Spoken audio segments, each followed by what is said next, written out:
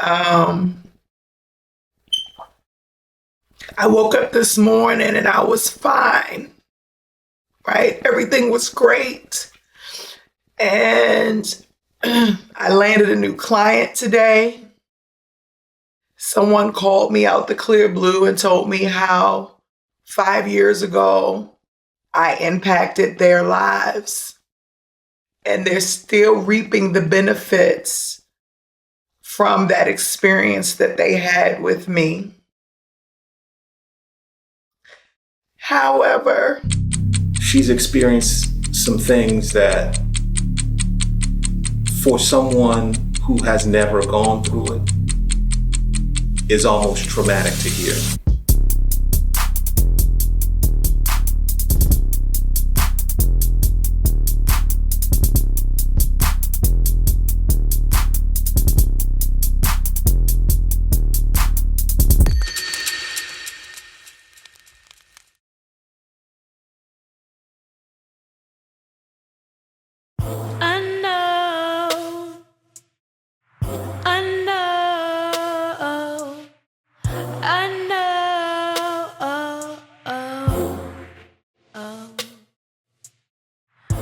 When I was just a child, the world was against me. When I was just a child, no one would protect me. I knew I'd be different from what the others say. I knew I would be something greater than what my future says. I know I fall and make mistakes. I know.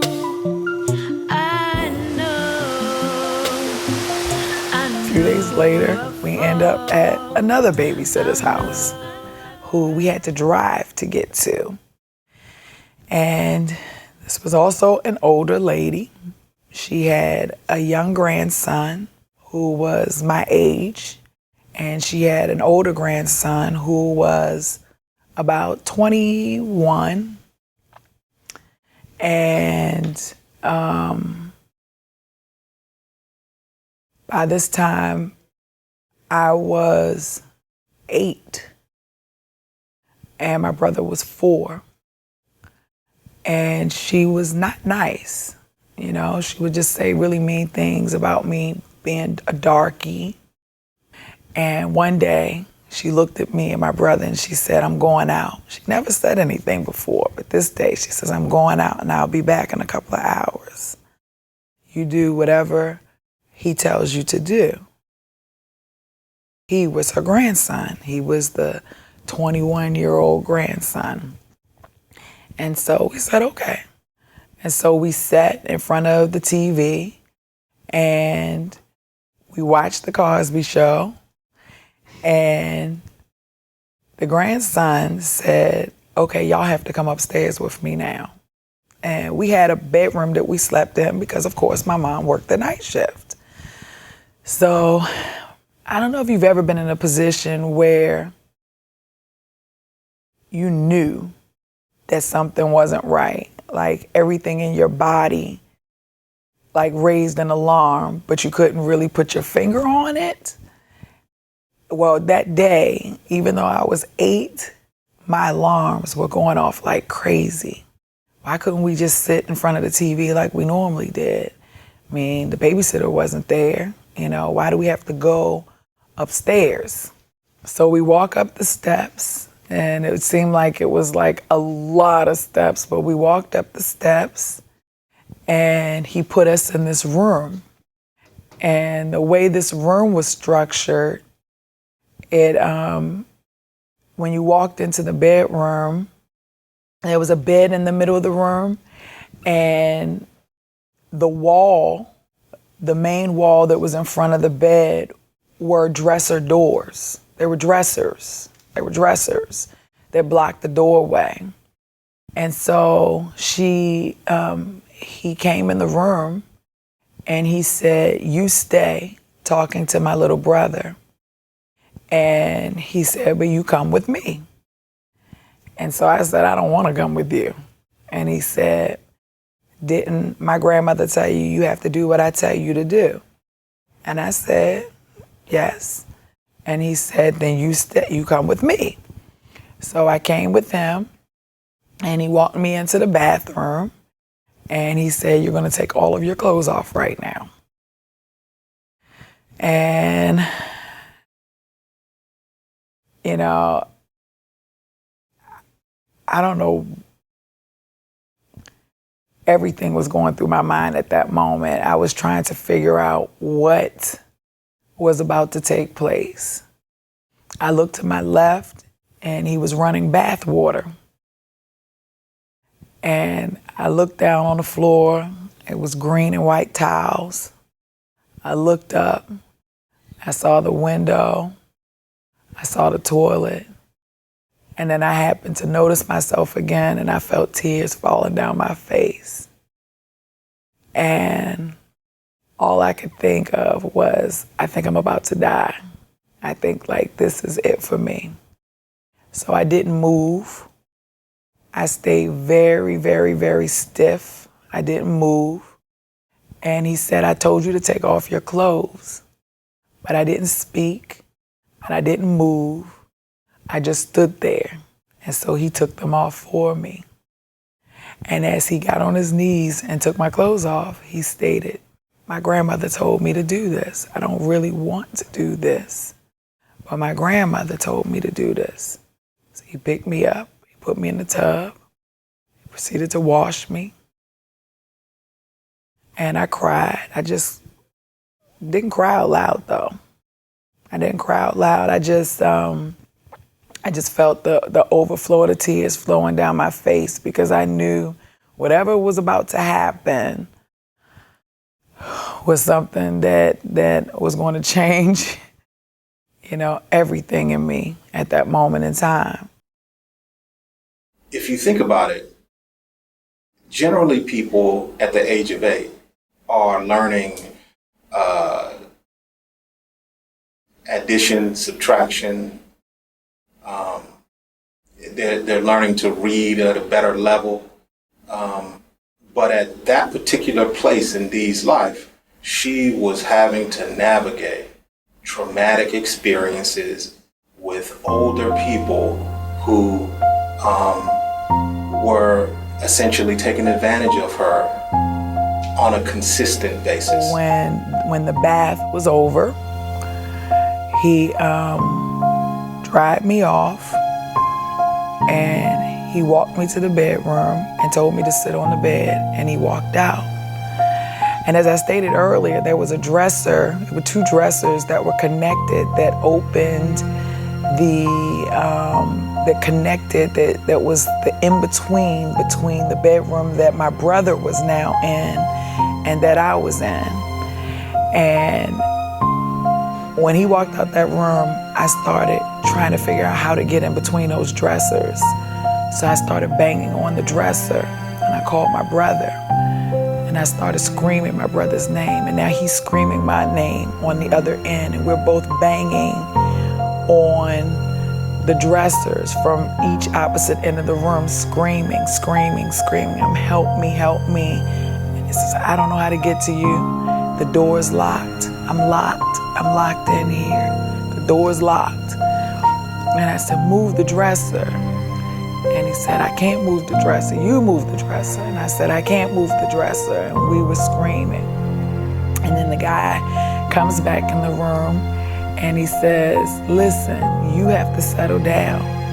He says, you have to settle down. I don't really want to do this, but I have to do this. My grandmother said, I have to do this. And so he picks me up, he lays me on the bed, and proceeds to physically assault me in every way you can possibly think of. And oh man, I screamed with everything in me. I ran, I screamed, I ran, I screamed, I ran, and I screamed. And he held me down, and he continued to thrust himself on me as if I was a little rag doll.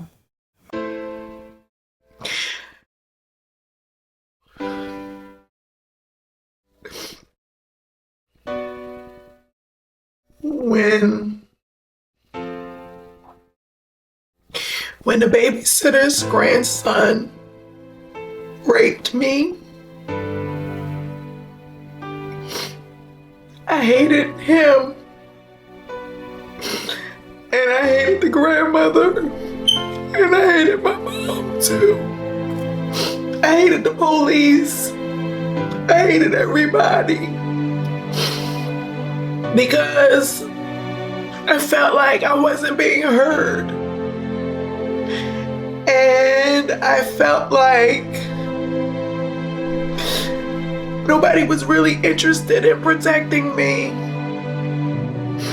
I felt like he got away with it, and everybody felt like that was okay, and it wasn't. And I was angry, and I'm still angry. But I'm angry because I feel like there's nothing that I can do about it.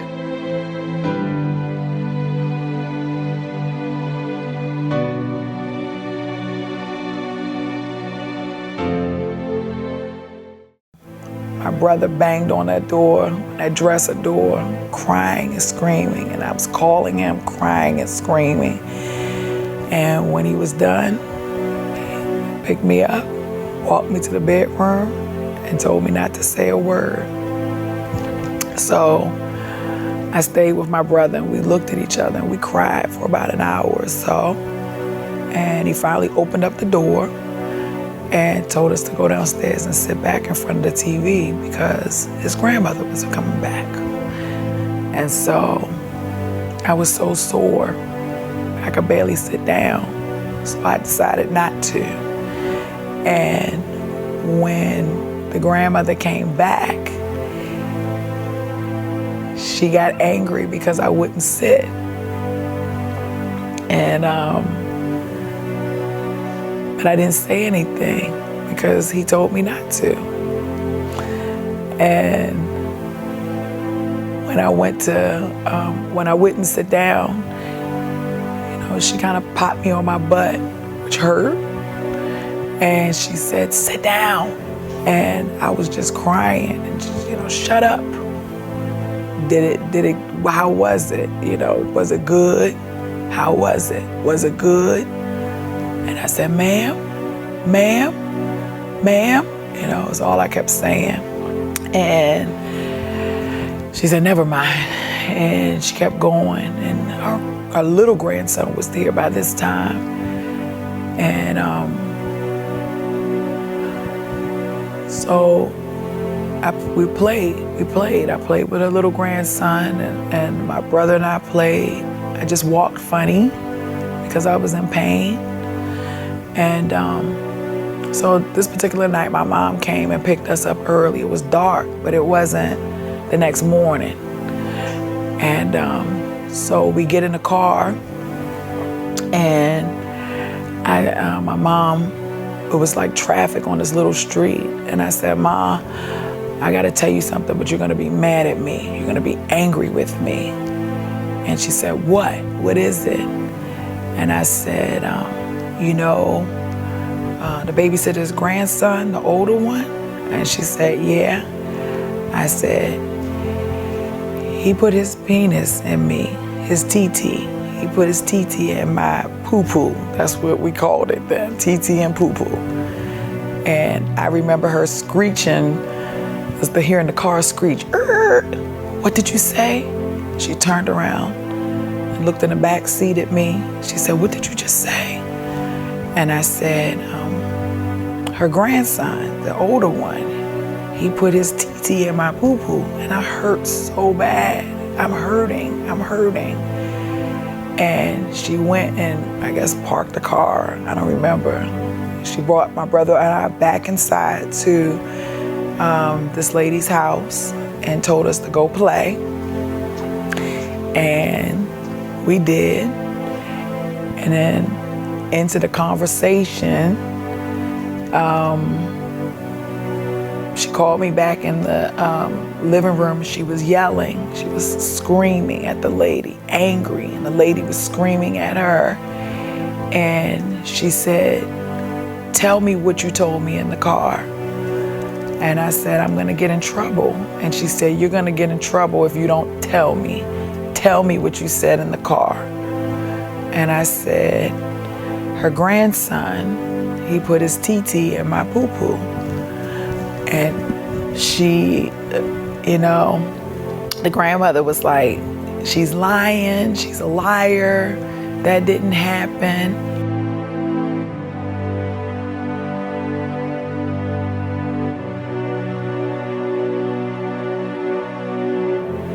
Oh, my mom went crazy. So she called the police, and the police came to the house. The grandson wasn't there. They told my mom to take me to the hospital, and I went to the hospital, and they confirmed everything that I said. And then that was it. I began to live my life in pure fear.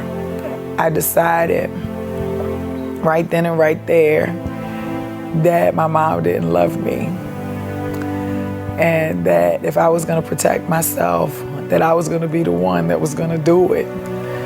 And everything from that point in my life literally changed. My whole disposition, the way I spoke to people, the way I thought about things. I was a nervous wreck for the most part, always looking over my shoulder in fear, always believing someone was out to hurt me. And I became a very rebellious little girl, because in my mind, I was trying to figure out how to leave my mom, how to leave her.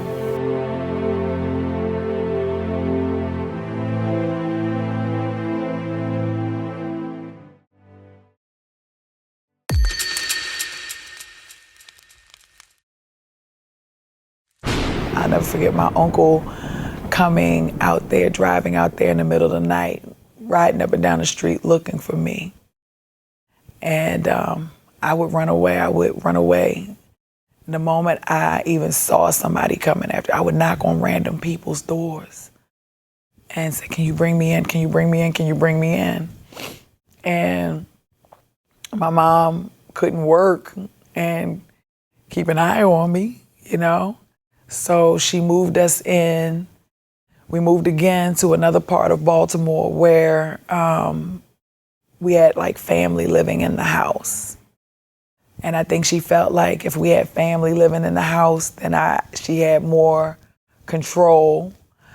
But in all actuality, we lived in an area where I actually found more freedom, I actually found, I created friends whose parents worked as much as mine did, and they had freedom.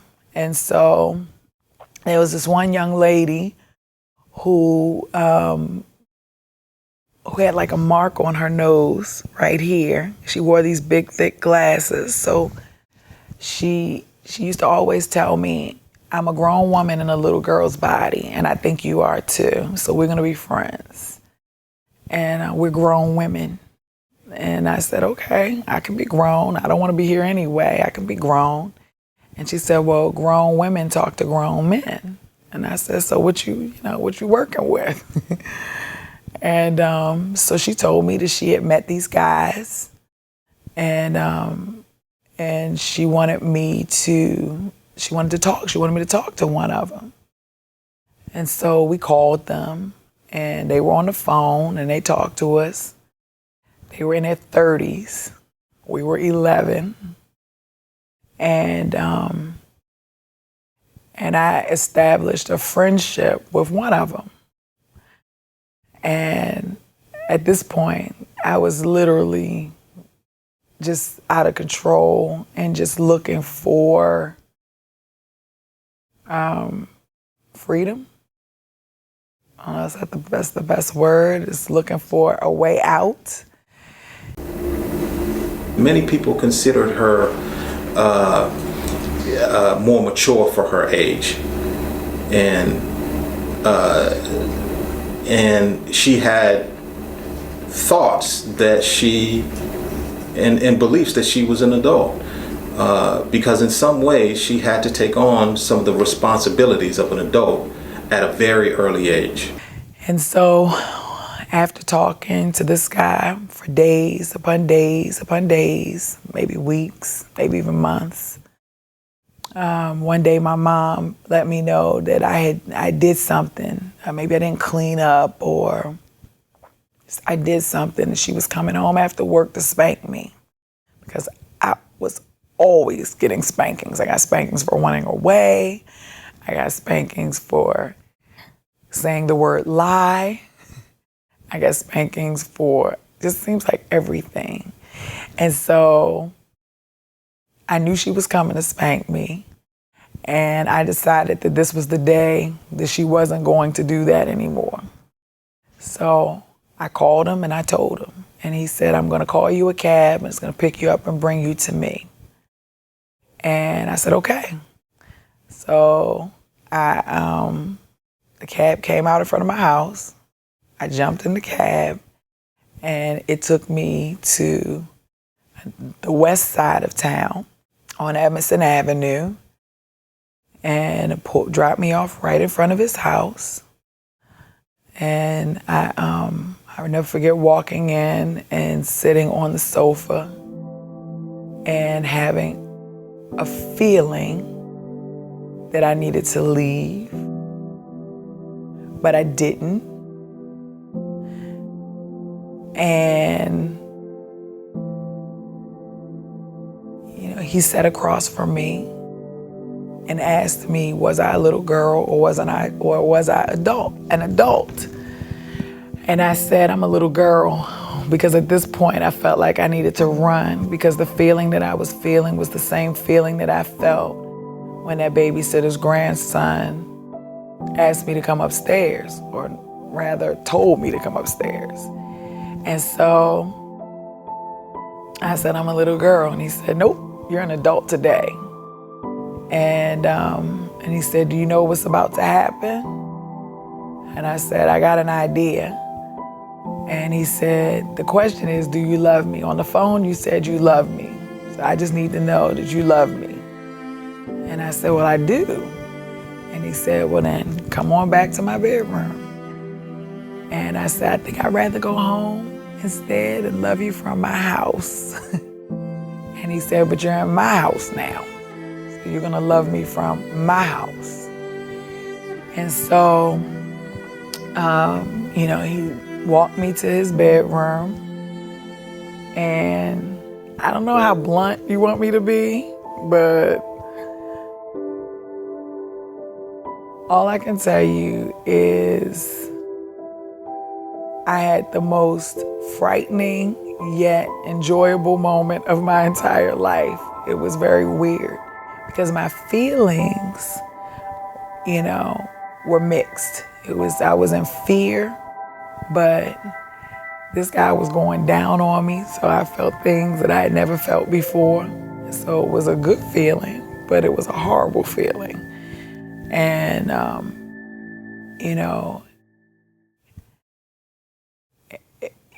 it was, I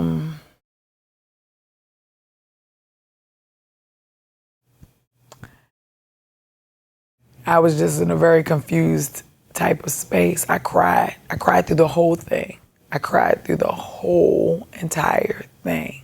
I cried. But it wasn't a screaming, yelling, help, help cry. It was, I don't know what the heck is happening right now cry, And this went on for hours. I mean, hours. And then the phone rang, and it was my mother. And she had read my diary and figured out that I was in a relationship with an older man and told him the police was coming. And so he kicked me out. And so now I'm walking up and down the street at 11 years old in Baltimore on Evanston Avenue, I really don't know what to think. You know, this guy just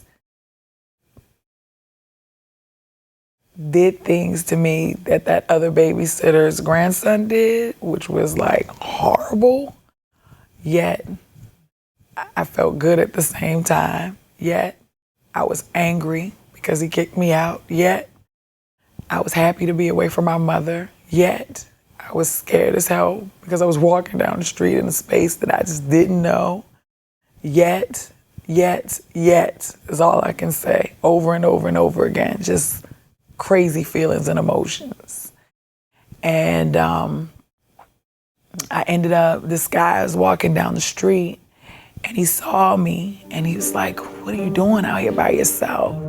And I was like, "You don't even want to know how my day went." And it started raining. And so he put his jacket over me and said, "Come on, I'm gonna take you back to my place." And at this point, I had been walking for hours. I didn't know where I was gonna go. I didn't want to go back home. I didn't want to go back home because my mom had already threatened to beat me before she had even gotten home. So I knew now she was really gonna kill me. I didn't want to be there, you know, but I didn't know where to go. So I went back to his house. And he asked me questions. He was nice. He asked me questions. "What are you doing? Where are you at? Where are your parents?" You know, he took all my clothes off and gave me a shirt. He didn't touch me or anything. And he dried them so I would have dry clothes. And he asked me, did I want to go back home? And I told him no. And so he said, "Well, you can stay here for the night, but when the sun comes up, you have to leave because I don't know what kind of mess you're in." So I said, "Okay." And so I'm kind of like racing in my mind, like, where am I going to go tomorrow? What am I going to do? I only have one set of clothes. I don't have any money. I don't know anybody. You know, what am I going to do? And so my clothes were drying and I was in a shirt and he said, "You can sleep here tonight." So I laid on the bed. I was kind of laying like this. And he said, "You can close your eyes. It's okay. You're okay. You're safe." And so I thought for a moment, safe. That's not something I'm familiar with. So I like that idea of being safe. So I closed my eyes and then I felt him touching me. But when he did, I jumped. In my mind, I thought, not here, not tonight. And so he said, "What's wrong?" You know, and he started rubbing my leg. And I just started crying profusely, just bawling. And I cried so much that it freaked him out. And he said, "Fuck this shit.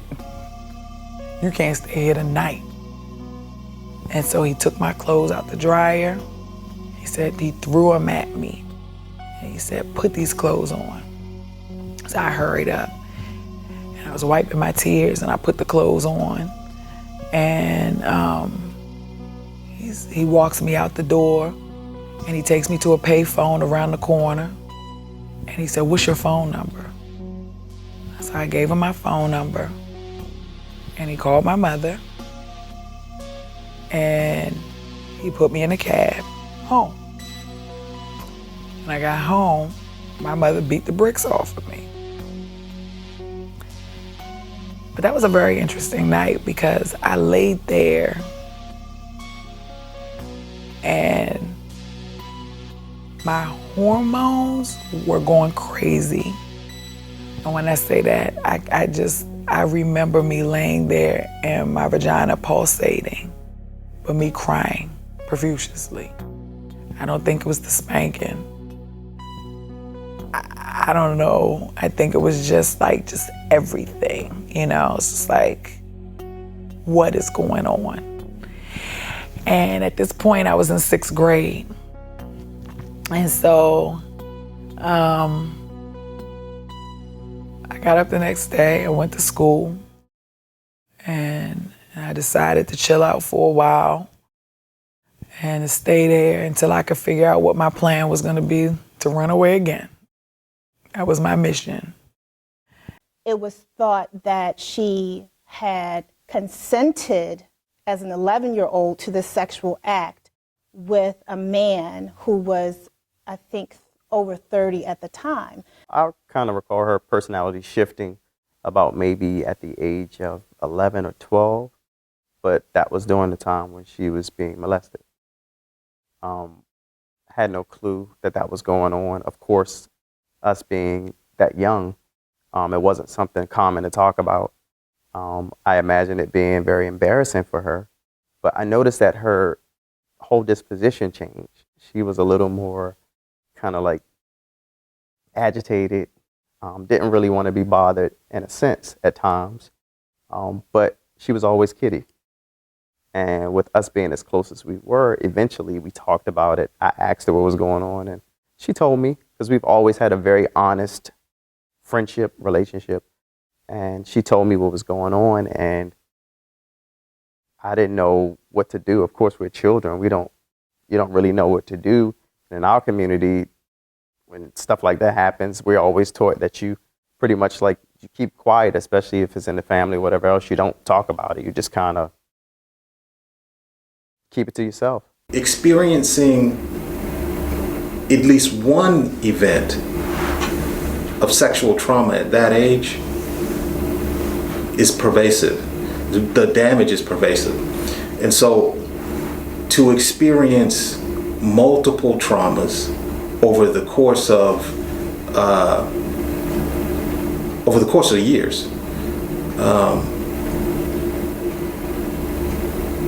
it is extremely difficult to kind of power through that.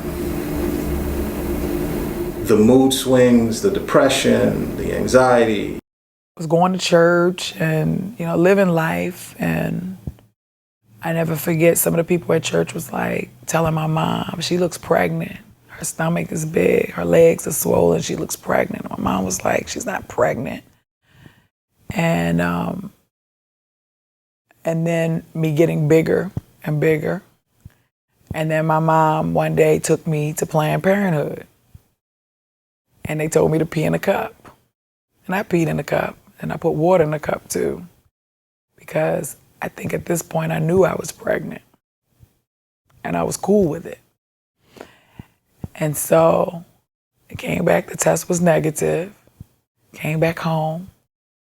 And I thought, I'm pregnant. So now I got somebody who's gonna really love me. This is really cool. I got somebody who's gonna really love me, and I don't have anything to worry about. And I started eating crazy things. My mom started noticing, and by this point she's suspect. So she started fixing things she knew I hated, like liver. I hated liver. And so she puts the liver in front of my plate. I said, can you put some mustard on it? She said, mustard? I said, can you put some mustard on it, please? And she looked at me and she said, you're pregnant. And I said, I don't know what you're talking about. But I ate that liver with that mustard and she knew. So the next day, I didn't go to school. She took me back to Planned Parenthood. But this time I decided I wasn't gonna put water in my cup. It was what it was. Whatever it was gonna be, that's what it was gonna be. So I took the test, came back, that I was 11 years old and I was pregnant. And so the moment that my mom found out, she immediately started calling around to try to get me an abortion. I was 5.5 months pregnant. So trying to abort someone in 1989 at 5.5 months, it's just not normal.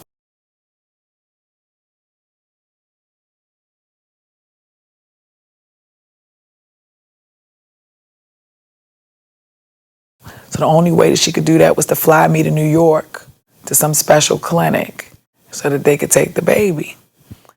So she had bought the plane tickets. We were preparing for the flight. My two aunts and my mom took me to lunch, because by this time everybody in the family knew. And we were at Bennigan's. They had this salad that was so big, I ate every bit of it. And we came back and my mom was in the bathroom And I had decided the night before that I wasn't going to go to New York, whether she wanted me to go or not. So my plan was to either talk her out of it, or when she fell asleep, to pack my things and run away again. So just in case, I just packed my things, because she never really listened to me before, so what would make her listen to me now? So I went into the bathroom with all my things packed, hidden in the closet. Went into the bathroom and I said, hey, Ma, listen, I know that it is not cool for me to be pregnant at 11. And I know you've already bought the plane ticket, and I know you want me to go to New York, but I don't want to get rid of this baby. And she said, but you're 11. What do you know about raising a child? I said, I don't know anything other than helping you raise my brother, you know, being his big sister. But what I do know is that he's human. He's alive. I can feel him moving. And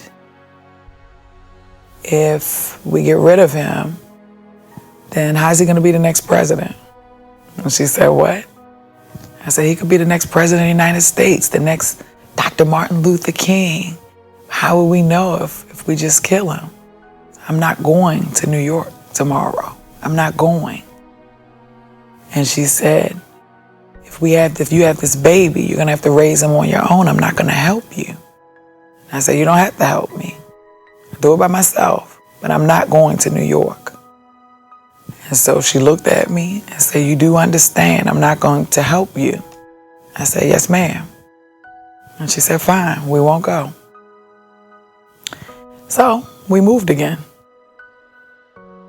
And I stayed pregnant, and she went to work, and I was very alone. I'll just say that.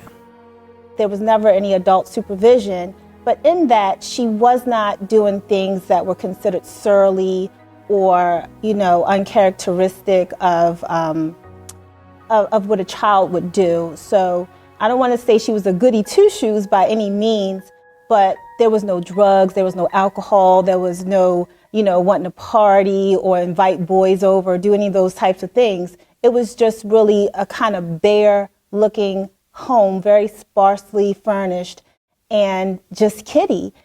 I knew her mom was there or lived there, but I never met her. I never met her one time in all those years. And it became very clear very fast that she was almost on her own at 11. And when she met my mother also took to her, as well as my grandmother. My grandmother really liked Kitty. And when they kind of got a sense that she was on her own, they accepted her and they welcomed her in. And she was given the same things that I was given growing up, in terms of when I was at home and she would visit. If we were, having a meal, she was extended a meal. If my mom took myself out, she would take Kitty as well. So she really was appreciated by my family. And I think that looking back, they recognized that she was fending for herself more than what I had realized as a kid. I lived a very lonely life. I couldn't go to church hardcore, which is where all my friends were, because the one day that she did take me and everybody found out, my best friend's mother told her that I couldn't talk to her daughter, not to touch her, because I was contagious. And the people in the church were just so horribly mean. And she endured like a whole bunch of backlash, a whole bunch of negative talk. I remember a lot of the parents who had females at the church, like they didn't want their female children hanging around her. Again, that's something that's a common practice in our community, where we kind of shy away from people that go through that, not knowing the story. We just assume what the story is, and we decide to shun them. And they begin to do that. Even in that, Kitty became a little emotional or distraught, as any child would having a child. But the one thing that I noticed and recognized in her then is that she was determined. She was determined she was going to be great. She didn't care. We had this conversation. She said, I'm not going to be a dummy. I am going to be smart. I'm going to go to school, get an education, and I will be successful, and I'm going to take care of my child. She did just that. It was soon discovered that she was pregnant, and she was 11, and I was 11. Many of our friends' parents would not allow her to come around once it was discovered that she was pregnant, because they thought that perhaps she was a bad influence. Maybe her ways, whatever they were, would rub off on their own children. So she was almost shunned. I just assumed that something was wrong because she seemed kind of not very happy. But I noticed that the adults would be looking at her, like at the church, looking at her, pointing at her, making little comments behind her back.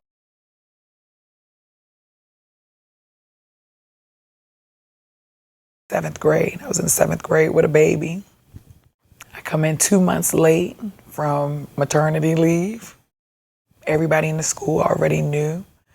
And it was insane. It was insane because, one, the kids teased me about being dark-skinned all the time. So I was constantly fighting. But two, like, I couldn't go anywhere. I couldn't go to the dance. I couldn't do anything. I wanted to go skating with my friends. My mom would make me take the baby with me, which my friends at school didn't mind, you know, because he was a little kid, but it was hard. Sometimes I would sit in class, and because I was breastfeeding, yes, I breastfed at 12, my breast would leak. So I would be in biology, science class, and one of the kids would say, "Ew, what's that on your shirt? Oh my gosh, that's disgusting." And I would look down and my whole shirt would be wet, you know? And I would have to go. I spent a lot of time at the janitor's office because they would have to wash my clothes and I would have to go in there and pump. Because I felt my baby was hungry. And I would call the babysitter and say, "Is he eating? Because my breasts are leaking. Is he eating?" You know? She's like, "Oh, let me feed him now." So I was nervous and worried because I wasn't sure what was going on there. Wasn't unsure, you know, it was just a very challenging time. So imagine this 12-year-old with huge breasts with milk in them, constantly leaking, and trying to create this friendship or trying to create friendships with people my age who were not parents. You would see teenage mothers definitely, but at 11 and 12, it was something that was very uncommon to see someone that young pregnant. So the atmosphere was a pretty hostile and unfriendly atmosphere to someone that young having a baby. Sure, there were girls in the old neighborhood in the city that were pregnant at 14, 15, and 16, but she was one of the only ones that was pregnant so young, especially now we're not in Baltimore City, we're in Baltimore County, where it's a different demographic. We're working class. We are a higher echelon, a higher socioeconomic status than what we were in Baltimore City. So it was especially unaccepted in that type of community. Also being tortured every day for being dark-skinned, every day, darky, blacky, in school, fighting every day. We learned about Paul Revere and this black horse, and they said, "That's Dee." Everybody laughed, and the teacher didn't seem to care. So I hated school. I cut school all the time. One of the big things that jumps out to me is the fact that Kitty didn't have much. So my family, my mom also is college educated, just like my grandmom. And at that time, I had a stepfather in the home, and this was a 4-bedroom house. And we were really a working middle class family. So I wasn't privileged, but I had nice clothes and nice things. And Kitty did not. And I think that was another thing that a lot of the kids would distance themselves from, because she didn't have the latest fashions and she didn't have the nicest clothes. They couldn't really see beyond that. And so when we would actually, talk about cultural norms at the time, or pop culture, it was something that was a touchy subject, because I knew that she didn't have much. So even today, I'm not going to sit around and talk about all of the things that I have to a person who's still really struggling. And that's kind of the way that I was back then. So we didn't focus a lot on, what were the latest sneakers, what was the latest fashions, the latest hair, the latest makeup, the latest jewelry, because I knew that was something that she really didn't have, and it was a point that she was bullied on, or pseudo-bullied on, or picked on for not having things. So we really didn't, talk a lot about pop culture. We did like music. We really, really loved rap music.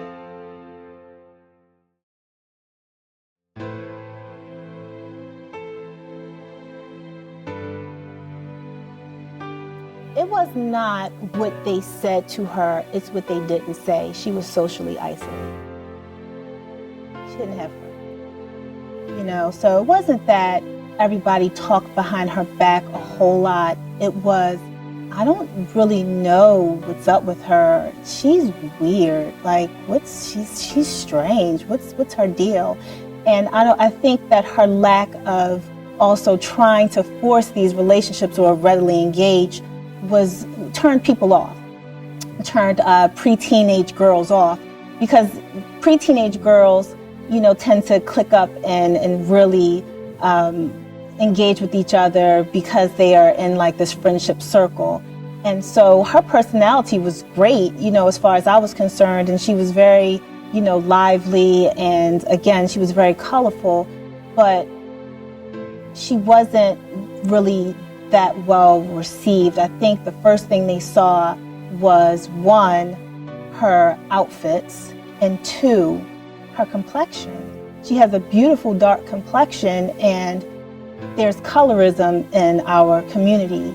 And I do believe that a part of her social isolation came from just how she looked on the exterior.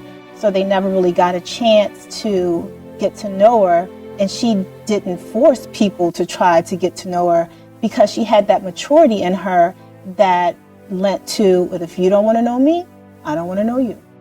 And so that made her appear socially awkward to others, but she wasn't socially awkward at all.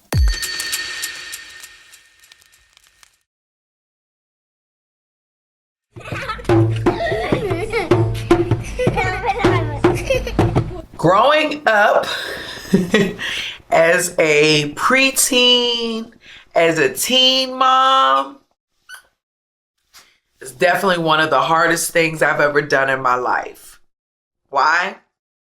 Because everyone had opinions. Everyone had opinions.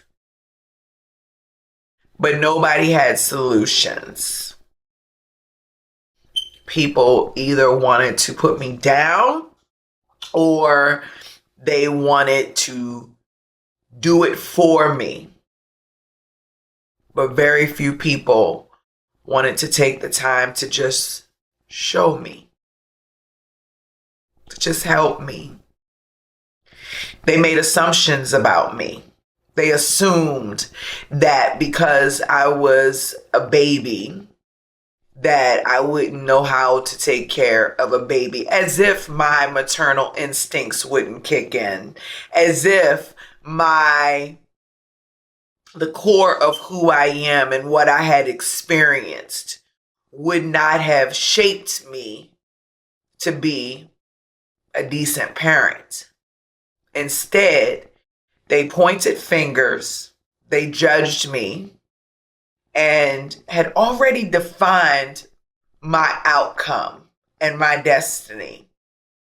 And I had to build a wall that pushed everyone out so that I could only hear my voices, because everybody else's voice was not helping me. They were hindering me. I feel like a lot of young ladies who get caught in the welfare system or in the victim system is because everyone is pointing the finger, but they're not holding the hand. And when they are holding the hand and they see that the young woman is angry or has a chip on her shoulder, they take that as if she's not interested in being helped, not really understanding that that's how she's attempting to cope with the situation that's being put in front of her. And for me, after my stepdad touched me and watching my mom bring him back into the house, after going from babysitter to babysitter to babysitter to babysitter, being tortured, raped, abused, molested, beaten,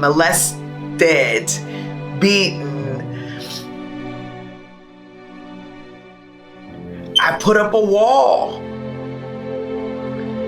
And when things happen over and over and over again, you have to find your vibration of protection. You have to find your vibration of certainty. You have to find your vibration of clarity. To experience multiple traumas over the course of years. It is extremely difficult to kind of power through that.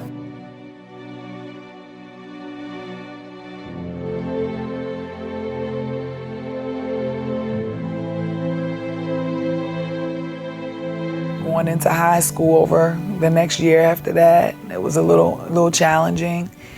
And I came home for the summer. I went to visit my mom for the summer in South Carolina and met this guy who saw me and at a church function that they had outside and began to like sing to me, took the microphone, started singing to me and wooed me, took me places, did things with me, for me. We were just together all the time.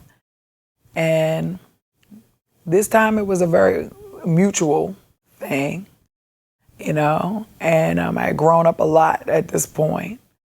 By this time, I think I was 15. And you know, we had sex, I got pregnant. But the moment that he found out I was pregnant, because he was 22 and I was 16, of course my mom threatened him and he said it wasn't his baby. She was pregnant with EJ, which is her second child, which is my godson. She was stressed throughout the pregnancy. She had a very high stress pregnancy. So first of all, my son was premature.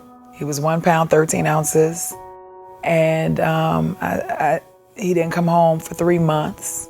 So while I was in the hospital, I was in the hospital for 3 months, let me just say that, before I had him, because I had preeclampsia, which is high blood pressure.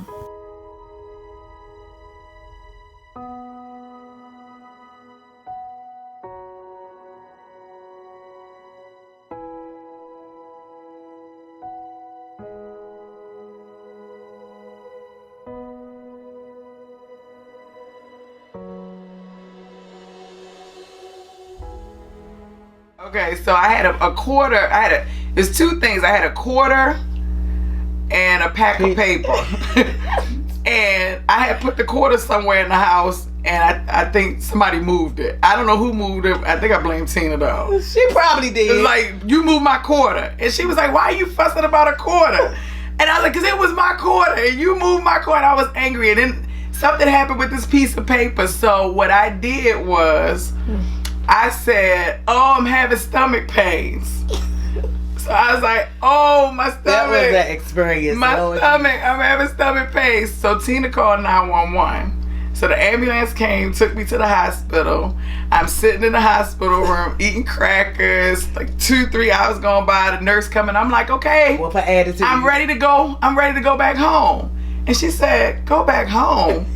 You ain't going home no time soon. I said, oh, yes, I am. She said, oh, no, honey, you've got preeclampsia. You have to stay here until the baby is born. I said, no, you don't understand. Tina made me mad about my quarter. Like, she took my quarter and moved my paper. So I just told y'all that my stomach was hurting to get back at Tina. Oh, my God. She had an attitude over that. I was angry over this, right? And so it was all not real, but only to get there and to find out it was real. And I ended up spending the next 3 months in the hospital. And there was another young lady that shared the hospital room with me. And she had preeclampsia because she was pregnant with triplets. And so we would talk every day, and she told me that she was 16 or 17 and that I could get my own place, that I didn't have to worry about staying with other people. And I thought, oh my gosh, this is a great idea. Can you connect me with your landlord? And she said, yeah. And so she did. And after my son was born, and I started to prepare for my son to come home, I called the landlord and got my own apartment. So I was 16 years old with my own place on Myrtle Avenue in Baltimore, which is equivalent to, Murphy Homes, which was the hood. It was the hood of all hoods. It was the projects. It was the big projects. And when I walked into the apartment, I'm looking like, no, you're not going to be here. I did not like what I saw, and I was like, no, this is not Kitty. This is not where you're going to live. And my experience, as far as, it was horrible. I'm going to just be straight. It was horrible. I did not like the way she was living. And I knew she was to do better. Be honest. I knew she was going to do better.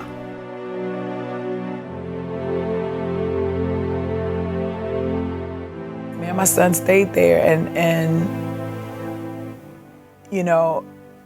I just have to say that was a very major turning point in my life as well, because I couldn't breastfeed him because he was 4 pounds when I brought him home. And the apartment that I had holes. The holes were like this big in the floor, like where the panels were. They were like this big all over the floor. I didn't have any furniture. I slept on a pallet. I didn't have any curtains. I didn't have a refrigerator. I didn't have a stove. I had a toaster oven, and I was on welfare. Growing up, as a 16-year-old mom living in my own place on Myrtle Avenue was really brutal. My house was horrible. We were definitely infested with lead paint poisoning. No ifs, ands, or buts about it. My landlord was definitely a scumlord. I guess that's what they called them back in the day. I mean, obviously he was renting apartments out to 16-year-old little girls. And I didn't have Section 8 housing. I was paying for the rent through my son's Social Security check. I also was on welfare. So I used a portion of my money to pay rent, and I knew nothing about paying bills or anything like that. Nobody ever sat down with me and said, this is how you budget, this is what credit is, or a checking or a savings, or how you pay rent or anything like that. I had to figure those things out on my own. And so when the young lady at the hospital told me that this guy could help me, this guy would rent me a place. I was like, okay, great. This is awesome. I can have my own. And I called him. I met him at the place and saw the place and thought there are things I can do with this place with my children. I remember a time that I went to a place where she lived on her own as a teenager in the middle of Baltimore City on Myrtle Avenue, approximately at age 16. And it was a third floor walk up in a brownstone that had nothing in it except for herself and her child. And there were some milk crates and a place to sleep, a makeshift place to sleep. And I could not believe that my friend, who is my age, was on her own to the point where she was renting an apartment in the middle of a drug-infested neighborhood because she had nowhere else to go. I met this guy. He was a drug dealer, and he saw me walking down the street with my 2 kids one day, and he's like, "How old are you? Like, what are you doing here?" So I kind of told him what was going on, and he said, "Can I come to your house?" And I said, "Yeah, you can come on in." And I did. I let him come in, and he saw how I was living, and he reached in his pocket, and he pulled out a knot of money, and he gave me $500. And I said, "I'm not a prostitute." And he said, "I want you to go and buy you and your kids things, just things. And you come back in 4 hours, and I'll be here waiting for you." I said, "Okay." So I went out. Man, $500 is a lot of money, right, for me. So I went and bought food and clothes and, different things like that. And when I came back and sat on my front porch, he was coming around the corner in a pickup truck. And he had a box spring and a mattress. He had some crates, a black and white TV, and some Teenage Mutant Ninja Turtle blankets. And he came into my house and he put everything up and he started nailing the blankets on my walls. And I thought, I'm living right now, furniture. It was just my place, which was something that I had longed for, right? Ever since I had experienced, being molested and just kind of seeing that my mom was unable mentally to protect me or physically to protect me. Being able to get into my own place gave me an opportunity to have what I desire, which was freedom and to be able to protect myself. And so even though I didn't have any of the necessities that were needed in order to survive, it was enough for me to feel like I can figure it out on my own. And I did, The only thing is that I had guests that lived with me. I had rats that were like this big that were constantly there and infesting my house. Yeah, I told you I didn't have a refrigerator and a stove, right? Well, this particular night I was high as in happy, just like, yes, I'm doing good. And my son, my youngest son, we didn't have a refrigerator, so there are these glass even flow bottles. I would take the Similac, mix the milk up, and I would put it on a fire escape on the outside so his milk would stay cold so it wouldn't go bad because I didn't have a refrigerator. So the baby wakes up crying, and I go outside to go get his bottles, and the rats had broken every last bottle. And all the money that he had given me that day, I had spent. And the interesting thing is that the food that I brought, I had in the neighbor's refrigerator downstairs. When I went to knock on the door downstairs, they had taken all my food and moved out.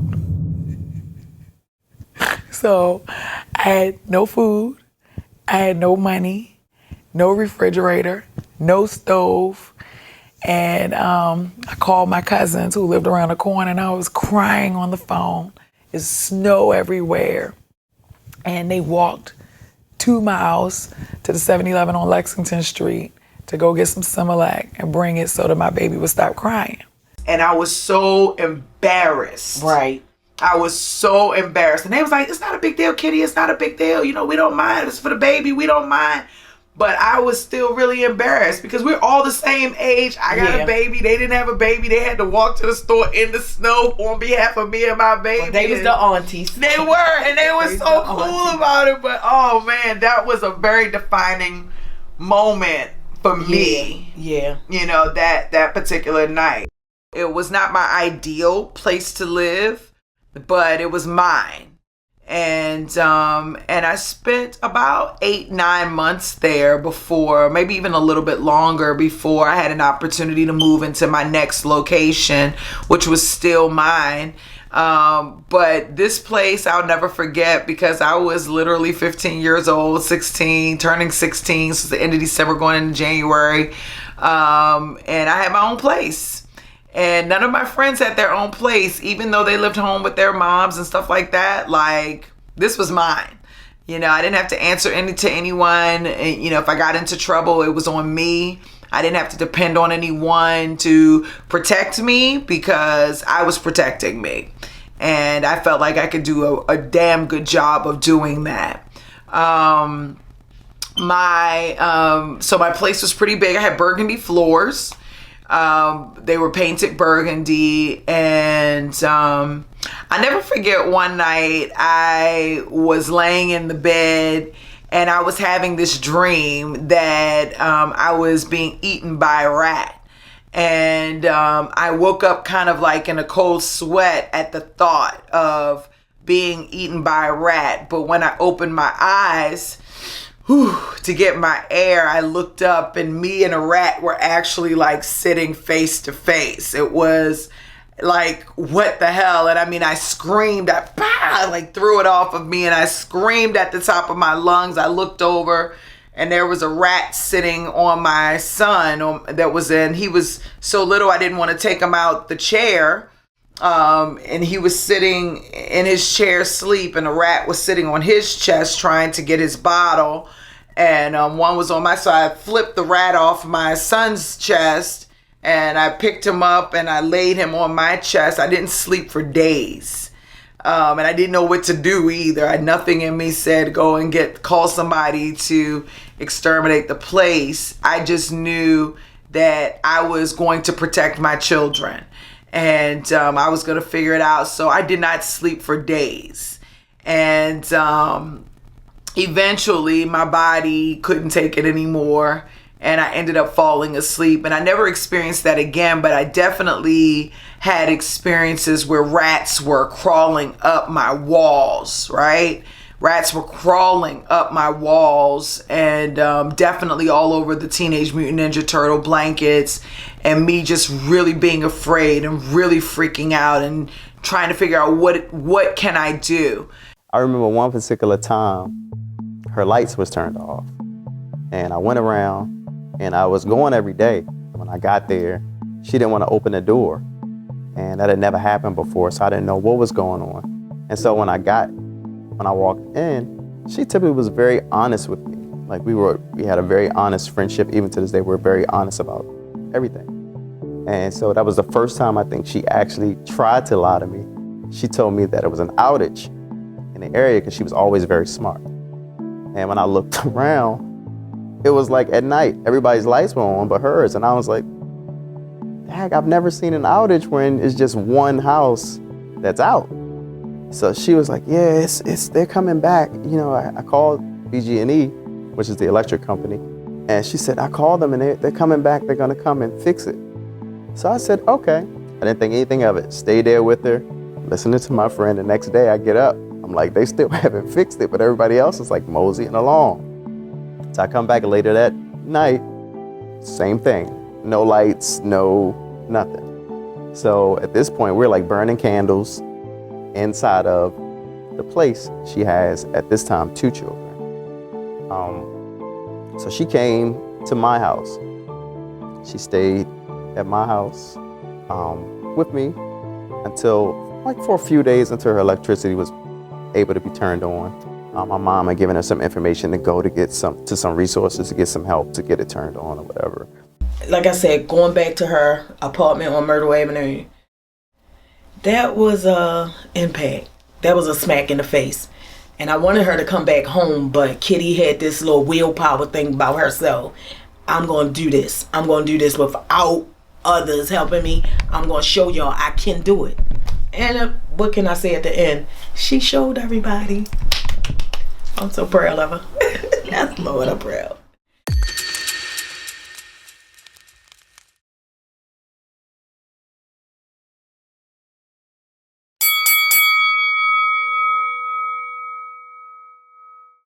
So recently, I heard Will Smith say something really awesome.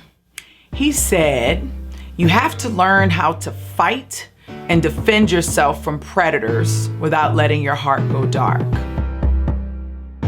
That was a very profound and real statement for me, because it seemed like all my life I was dealing with predators, and all my life I was constantly trying to figure out how to defend myself, right?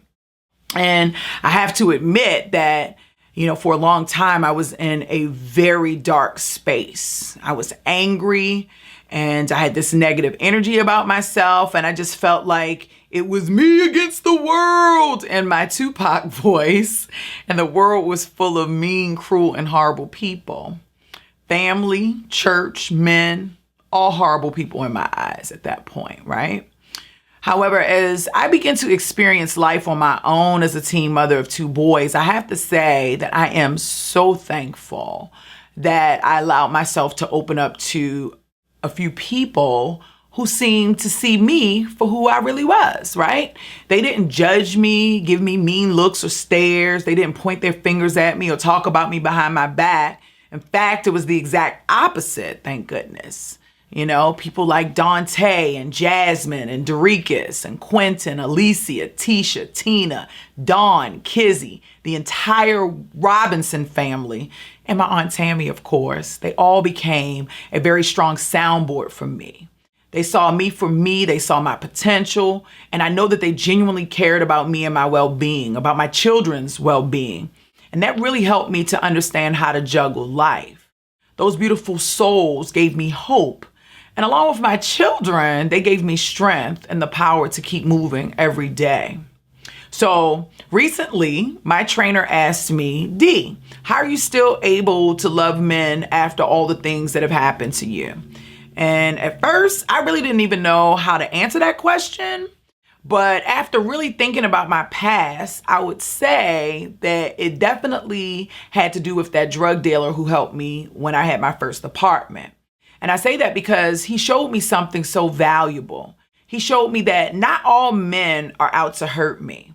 That a man, a complete stranger, wanted nothing from me but to see me succeed. He didn't ask for anything in return. Up until that point, I don't think I had really met anybody like that. And to be honest, when I met him, I could tell he was a good guy. I felt safe. And not only did he protect me without wanting anything from me in return, he also ensured my safety while living in that crazy ass neighborhood. But that was just the beginning for me. When I saw that, I knew that he wasn't the only one, right? So going back to Myrtle Avenue, shortly after the rat incidents, and I had more than one naturally, right? I have to admit that I felt so defeated. I was unhappy. Rather, I was happy about being on my own, knowing that I could control my own destiny. But the question was, what was my destiny? I was a teen mom on welfare. By this time, I had dropped out of school, 10th grade, and I was broke. I looked around me and the girls that I saw were like happy with this lifestyle. They enjoyed being on Section 8, getting welfare and food stamps. They almost made it seem like it was cool, like it was a great thing. And while I was thankful for that help, I kept wondering if there was something more for me in particular. I saw the guys on the block selling drugs. They were on drugs or being killed over drugs. And I began to wonder if that was the life that my boys would end up living. I also began wondering if there was something more for my boys in life and if I had the power to control that, right? Because when you live with rats and have very little resources, it really makes you look at life differently. So one day, I was walking down Martin Luther King Boulevard pushing EJ in a stroller in one hand and holding Lionel's hand with the other, and I began to notice something. I noticed that there were a number of cars passing by me, and that these people weren't walking like I was. They were driving. And not only were they driving, but they were driving nice cars. And for some reason, on this particular day, I kept seeing people driving Mercedes-Benz. And I began to wonder, like, what are these people doing? What are they doing for a living? How are they able to afford this type of car? Like, what's the formula? I know they're not drug dealers. What's the secret formula, right? So that's when it kind of hit me. Like, if I want to create a life to take care of me and my family, I have two options. I can either let my circumstances define me, or I can define my own circumstances. I mean, hell, I had already been doing that the whole time, right? She never let the fact that she had children at her age stop her from doing what she needed to do. You know how some people use that as a crutch, well, I can't do this and I can't do that. I got kids to take care of. Y'all don't understand. I got kids. No, them kids are the ones who made her get to where she is today. So, yeah. She kept moving forward. She didn't let that deter her from accomplishing anything that she was determined to accomplish. So as I'm watching these cars pass by me, I decided that I didn't want to walk anymore. I decided that I didn't want to catch the bus, that I didn't want to live in my current place anymore. I didn't want to be broke, and I didn't want to be a nobody. I didn't want my children to be drug dealers and end up in jail or dead, and I damn sure well didn't want to be a hood rat living on welfare as a statistic. So on that day, in that very moment in time, I made a conscious decision that I was going to do whatever it took for me to see myself in a different situation, to see my children in a different situation. And I couldn't explain it then, but something inside of me just snapped, you know? It just like felt like this burning flame that fully engulfed my body down to my very soul. And I said aloud with conviction, this is not who I am or who I desire to be when I grow up. And I do not want my kids to experience this either. I'm going to move, get off welfare, get a job, buy me one of those Mercedes-Benz. Today, I call that feeling individual audacity.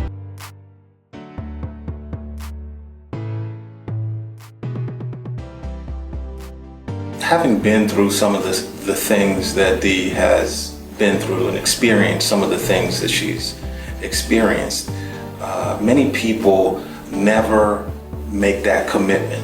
The commitment to changing their life, the commitment to digging out of a hole that typically people never have the opportunity to get out of. And so the drive, the determination, the grit, the refusal to give up, and the commitment to changing her life is something that many people don't achieve. So anyway, I hopped on the bus with my two children and I went to the library to figure out like what my options were, like what can I do? And I'll say that that day in itself was such a defining moment for me. It was actually one of the biggest life-changing moments for me, you know? And it impacted me so much that within 3 months, I had moved into a better apartment, got off welfare. I landed my first real job making over $10 an hour, you know? And I was realizing that I had the power to make deliberate decisions for me and my family to define my future at all costs. That's what I did. It was the best thing I could have ever done for myself, you know? And Kitty didn't feel comfortable. And I knew that something had clicked. It had clicked where she was going to do better. And she did. She did much better. And wherever she went, she took them kids. She had them babies with her. And she took care of her children. She did very well. But like I said, when I saw the big spin, when Kitty had got a job and she got in touch with me, and I'm like, where you working at? And she was telling me about her job and what she was doing. And I was like, wow. And this was before she got into what she's into now. She always had a mind to do good, like go higher. So with that being said, You know, getting a taste of the working world was cool. And, you know, while this wasn't my first job, I do have to admit that receiving bigger checks than I did on welfare was freaking awesome, right? But after a while, I began to wonder, would that be enough for me to really get my Mercedes-Benz? It seemed like, you know, I would need to work a gazillion hours to be able to save up for that car. So I started looking for other options as far as employment, right? I got fired from my little job I had, and then I headed back to the library, and I found out that I could work at something called a temp agency. And this agency finds people jobs, you know what I'm saying? So I called a temp agency, made an appointment, got Tina to watch my boys, and I showed up for my interview. She has always had a work ethic and has had odd jobs, you know. As soon as she was able to get a work permit, I remember her getting, you know, jobs here and there. So I was really a bit taken aback and inspired that she is actually out here working at 15 and 16. And sometimes my grandmom would have the baby babysitting her son just so that she could go to work. I was about 17 at this point. I just turned 17. And I really done a good job from like hiding my age from the world. Don't ask questions. But they brought me in, had me fill out an application. I took the test on a computer to see what my skills were with Microsoft Office. Needless to say, failed the test, didn't get a job, right? So I asked the lady, what type of score do I need to have on this test in order for me to get a job? And she told me 80% or higher. So I asked her if I could get a copy of my test. She gave it to me, and I left. So then I spent the next few weeks taking like this 45-minute bus ride to the Towson Library every day of the week with my two boys. And I did this to practice Microsoft Office so that I could pass this test. And I would be there like first thing in the morning when the doors open, and I would not leave until the library closed. And looking back now, I was freaking relentless with my mission.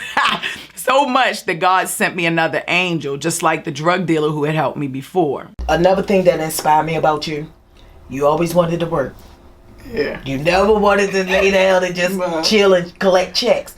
You went out, you worked, you, Dawn, and Kizzy. Yeah. Y'all can't even talk about you without Ed and T. You all always wanted to work, and all of y'all doing very well. Yeah. And I'm happy, I'm proud. Yeah. So one day, I'm at the library. EJ was in a stroller crying like crazy, right? He wouldn't stop crying. And I had really ran out of money and food for the day, but I didn't want to leave the library until it closed. Well, this little old white lady working at the library walked over to me, and she asked me how old I was and if these were my children. And so I told her yes. Then she asked me, like, where are your parents? I told her I didn't have any. I was very staunch about that, right? She asked me, like, what are you doing here every day with these kids? I told her that I was trying to get a temp job as a receptionist, but every time I go to the agency, I failed the Microsoft Office test. So I showed her my test scores.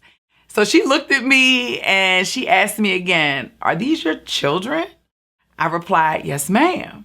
She told me, okay, you sit right here. So then she walked away and she came back with some crackers and some juice in her hand for me and the boys. She said, I've been watching you come up here over the last couple of weeks. Take this food, go home, and be back up here first thing tomorrow morning, and don't be late. Now, you can only imagine that I was freaking paranoid, right? I had no clue what she was planning. And a part of me was like, do not go back to that library. This could be a setup. She's going to try to take your kids away. And during the whole bus ride home, I was like, oh my God, what's my next move? But I decided that I would go. And if I needed to run, I knew I was fast and I could get away if I needed to. So not really knowing what to expect, the next day, I went back to the library first thing in the morning. And it was really surprising that her and the staff were almost at the door waiting for me and the boys. And one of the ladies took the boys to the back section of the library, and then she took me to the computer section.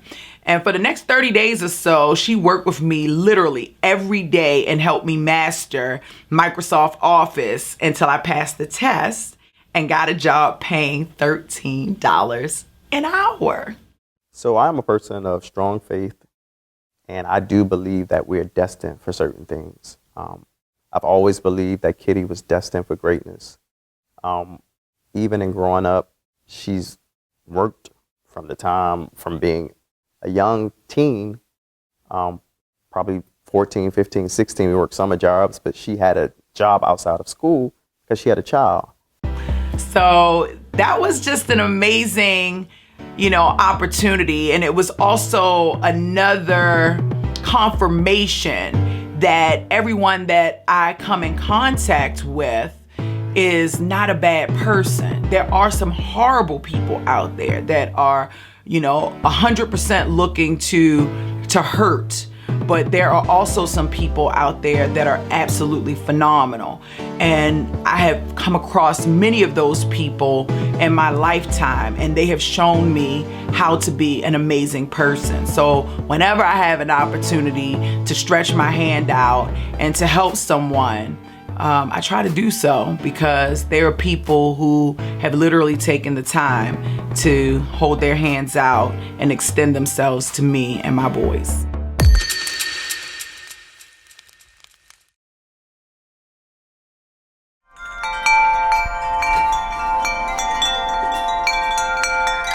Okay, I remember when I was before the age of 5, and me and my creator, we would go out, and we would go just to the mall, just go get something to eat, and all I knew is we was rushing home because Batman and Spider-Man was coming on, and that was something, and X-Men, that was something we was just into, so we'd be rushing home just to go home and watch it.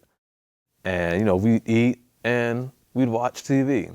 And this is something that we had been doing for years. Me and her, we was a tag team. We was going at it together. And then my brother came. So we had a third addition to the family. And it was still cool. It was all of us.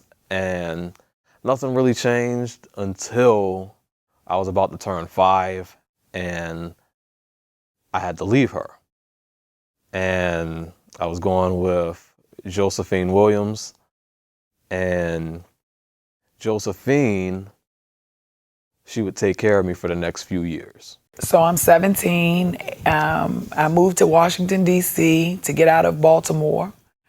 And I asked my great aunt to keep my son while I went back to school to get my GED. And, back in the day, you go to your grandmother's house, you live with your grandma. It's not a big deal. Well, my great aunt decided that I needed paperwork involved in order for her to get my son into school. And so she called me and she said, I'll keep him. And but you got to sign this paper so that we can get him into school. And I said, okay, that's fine. So we go into this office and she says, listen, this paper is just so that we can get him into school. It's not a big deal. And I said, okay, I trust you. And I put my signature on the paper. I didn't read the paper at all. I just signed it. Trusting her. Picked up my little son, and my oldest son stayed at my aunt's house. And me and my youngest son moved to Buffalo, New York. Stayed there for a month and a half. Realized I was thinking something's not right. I'm always calling my son, but she was always saying he was asleep, or he was at school, or he was taking a bath, or he was eating. Then another month and a half, goes by. I moved back to Baltimore. And I send my youngest son to my mom's because I never got my GED. It wasn't working right. And one day I got really sick, or I felt sick. I felt sick on the inside. I was like, oh, something's not right. What's going on? And something just hit me. I realized I haven't talked to my son in 3 months. So I called her again and she said, oh, he's in the tub. I said, I don't care. Let me speak to him. And she says, well, like I said, I said, let me speak to him now. Put him on the phone now. Put him on the phone. And she said, no. And I said, why? And she said, because he's no longer your son. And I said, what are you talking about? I said, that is my son. She said, he's not your son anymore. He's my son. And I said, no, ma'am, that's my son. She said, you signed the papers. He's my son. And I hung up the phone immediately. And I had this box. And I went, this box of papers, I like fumbling through the box, pulling papers, pulling them out the box. I go and look at the piece of paper and I read it. And I had given away my son. I had given custody away. I'm like reading. And I had given away, I looked at it and I understood at that moment in time. I didn't know what was happening behind the scenes of this event, but I eventually did find out. Funny thing is that she was telling my son I didn't love her. That the reason why I gave him away was because I didn't love him. And he never knew until he got older that every day I harassed this lady every day. Let me speak to him. What church you going to this week? She would tell me, and I would go to the church, and she would go to another one. Then I would ask her the next week, what church you going this week? She would tell me, I would go to that one, and she would tell me another one. So I finally started figuring out her patterns, and I asked her one day, what church you going to? And she told me, so I went to the opposite church, and she was there with my baby. And I came with gifts in hand. And I walk up to him, I'm darn near in like tears. And I walk up to him and I'm like, Lionel, and I'm like ready to hug him, and he was so mean to me. And he says, so you decided to finally come. I said, what are you talking about? I've been calling, I've been coming every week. I mean, I'm like trying to explain to him, he's a little boy.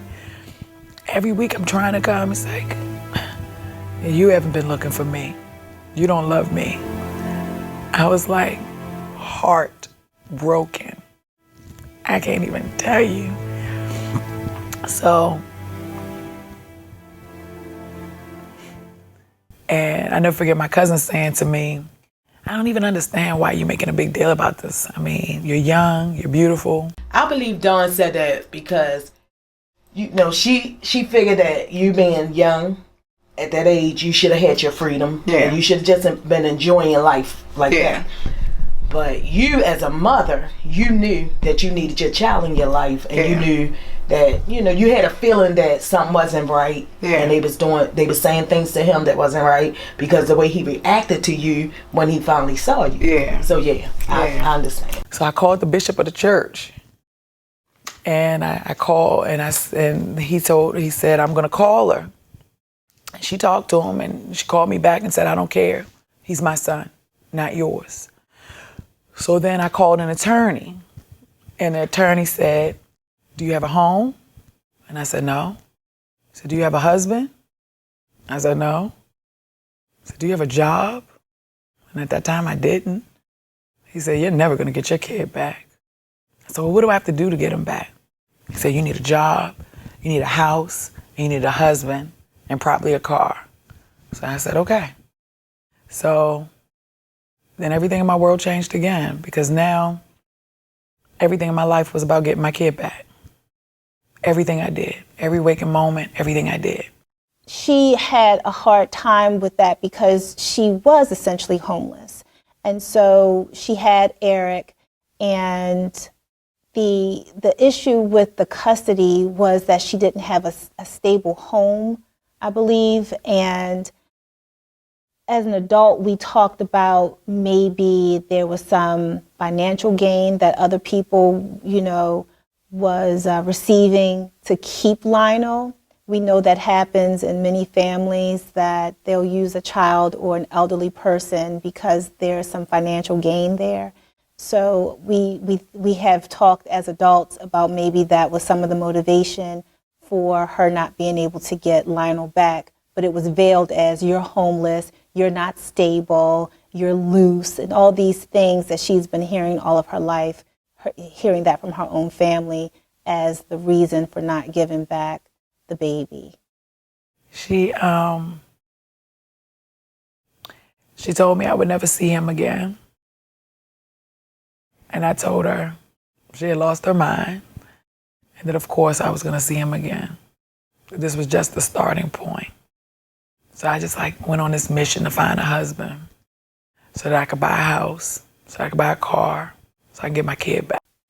So I look at it as an adult, I think about being victimized.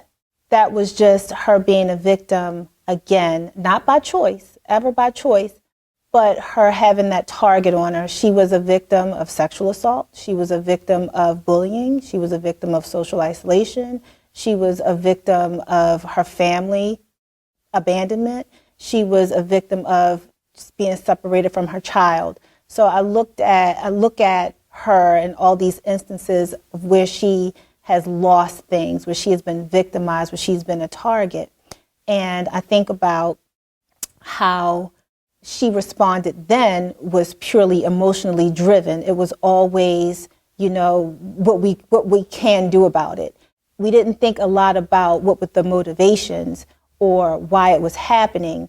We thought, well, you have a place to stay. You're not homeless. Why won't they give back the baby? We're going to just go and take them. If we see this person, then we're going to do this. So we didn't think a lot about why it was happening. We just knew that it was happening and we should do something. I saw a lot, like when we would see him at the house of prayer, he was sad. He never smiled. And we knew it was the pain. We knew he was sad from missing his mommy. So I saw a lot of hurt in him as a young boy. I remember when Kitty's aunt had Lionel.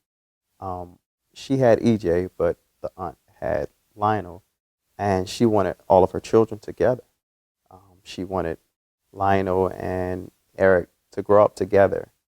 I remember her aunt feeling that Lionel was better off with her versus being with Kitty. Going through it, it was tough to see because I knew that she wanted to be with her son. She had already developed a relationship with Lionel. We all had developed a relationship with Lionel. And then he was gone. And not only was he gone, the way that I recall it was he didn't come around much. There wasn't much contact that she even had with him during the period of time that he was gone. So as a younger person, you are there as the champion, you're the cheerleader, you're the person that has her back, you're ready to go kick down some doors and handle people and do whatever it is that you need to do to be a great friend, to your friend that's trying to have this child, trying to get back their child. However, as an adult, looking back at it, I can actually see that emotionally it was draining for her. And while we were rah-rah and we're going to go and kick some tail and get them back and take them back, that was how we responded because we didn't have any other coping strategies. We didn't know how to respond. We didn't have enough life, situations under our belt. So, but as an adult looking back at it, you can clearly see that we were just emotionally driven and not really understanding all of the dynamics that were at play as to why there was such a resistance to reunite Kitty with Lionel. I started working 3 jobs. I was recruiting during the day. I worked at Wawa, a 24-hour shift at night. I was waiting tables in the evening. No sleep, 7 days a week. So finally, I got a day off. When I was about to turn 7,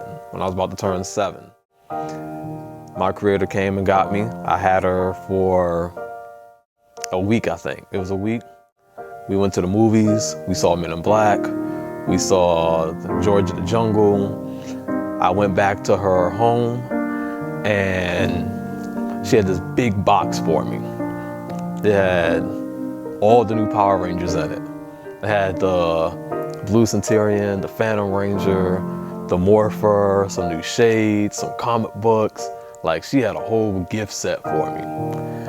And I'm saying this because she made that moment just magical. And the moment that she saw me, it was absolutely magic. And then the whole week, it was just fun. But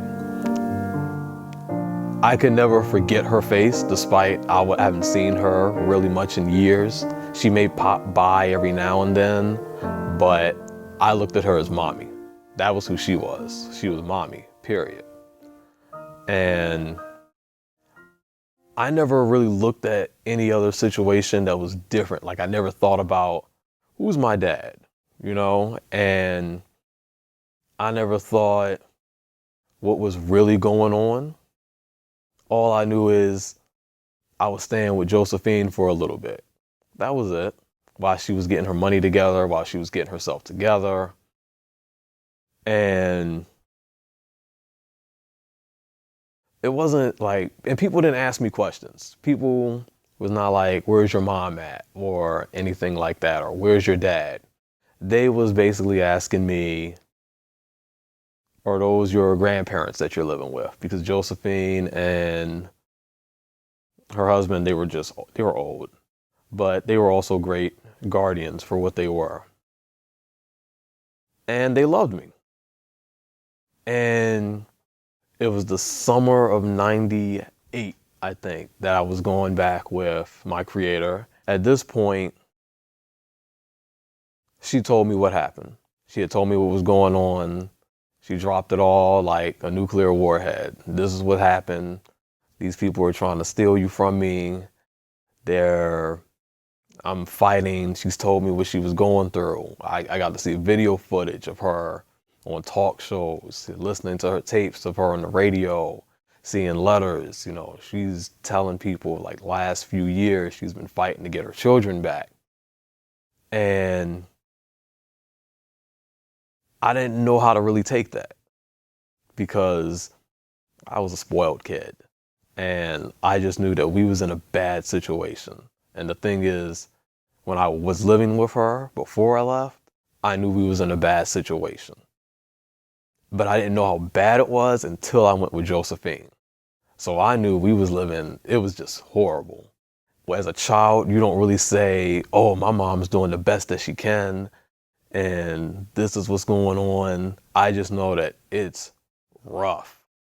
And I didn't want to go back to that. I wanted to go live with the Guardians. You know, they had a nice place. So I got everything I wanted, and it was cool. And it created a very stressful environment for Kitty. Even in showing how much she had matured, her having a stable environment for him to move in, just showing like all of the key points of things that you would need to show, like, listen, I'm ready. Her aunt wasn't willing to give her back Lionel. I just remember being a very traumatizing time for her. And then as time passed, she, of course, eventually got Lionel back, which was one of the greatest joys in her life, that he was home. It wasn't a major adjustment for her because she wasn't, I think some of the things that was embedded in him when he got back home, initially he wasn't very like receptive to a lot of things that she would tell him. He would always say, well, Aunt never told me that I had to do this, or she told me I didn't have to do this way. Just kind of a little ornery, which wasn't him. Lionel was a very low-key, mild, mellow young man, has always been that way, so it was different. So it created more challenges than what she expected. You went back and got him? Yeah. Lionel was something else. Yeah. But he was so intelligent. He wasn't like a little child. He was very intelligent. Yeah. And I'm looking at him, I'm like, Lionel, okay. He was, my mommy came and got me, and I'm so happy my mommy came and got me. And he was really into it. And I'm looking at him, I'm like, he knew what was going on. Yeah. They was trying to keep him from you. Yeah. And, you know, you talked to him and everything, but She did get me back. She eventually did get me back. And I got to see how hard someone fights for what they want to believe, for what they believe in. How you wouldn't let the state tell you anything differently. How you wouldn't let the church tell you anything differently. How you have the entire system working against you. And she didn't care. She just kept fighting and fighting until she had her children back. You know, I mean, married a guy she didn't love, made sure she clawed her way to get a stable job, made sure she had 2 cars, made sure she had a great place, made sure she was in a great neighborhood. She did everything that her family basically told her she couldn't do. Basically told her she wouldn't amount to. And when I was with Josephine and the rest of their family, all they ever told me was, your mom don't love you, or you don't need to be with your mom. And I'm like dead serious. This is all that these people would say, you're better off with Josephine. They don't know how hard she was fighting. They don't know what she was going through. And when you go back with her, you know, she's happy. She's proud. You know, she got her children back. That's literally her first big accomplishment. And because of that, she didn't stop. Because it wasn't that she got her children back, this is it. Now she wanted to give her children the world she had been trying to create for them. So that wasn't going to stop her. And looking back, it was just, you know, you're a child and you don't really see you don't see the whole story. You don't see the whole picture. And she threw her heart out. You know, she let me know. And she was like, no secrets. I'm not going to hold anything back. This is everything it is. I'm just going to drop it to you. So that's why our relationship is basically full frontal. We go at each other face to face. We let it all out, no holds barred. And she's strict with me. She's strong. When it comes to the other two, it's simple. You know, she'll cut corners. She'll just lay it on them a little bit easy. When it comes to me, no, none at all. Because I'm supposed to be the one that does understand her. And this is a woman that even when she wasn't with me was telling me, Lionel, you're better than everybody else. You're gonna be better than everybody else. You are a leader and you're gonna be a leader and you're gonna be the best at the world at what you do. Lionel don't care about what any other opinions are. And this is all this woman was instilling in me. This is all she would tell me, and I mean since a child. And even when she left me, every time she'd see me just for a moment, that's what she'd be telling me. And people now, when they just see me, I don't see the way I walk, and I don't really listen to how I talk, but everybody around me tells me, Lionel, you must think you're better than everybody. You always have your head held high. You're always walking with a smile. The way you talk is just like you talk like you're superior. And that's not my mentality per se. I'm not trying to talk down on anybody, but that's what people get when they talk to me. That's the image people get out of me. And I'll never be apologetic for who I am because I get it from her.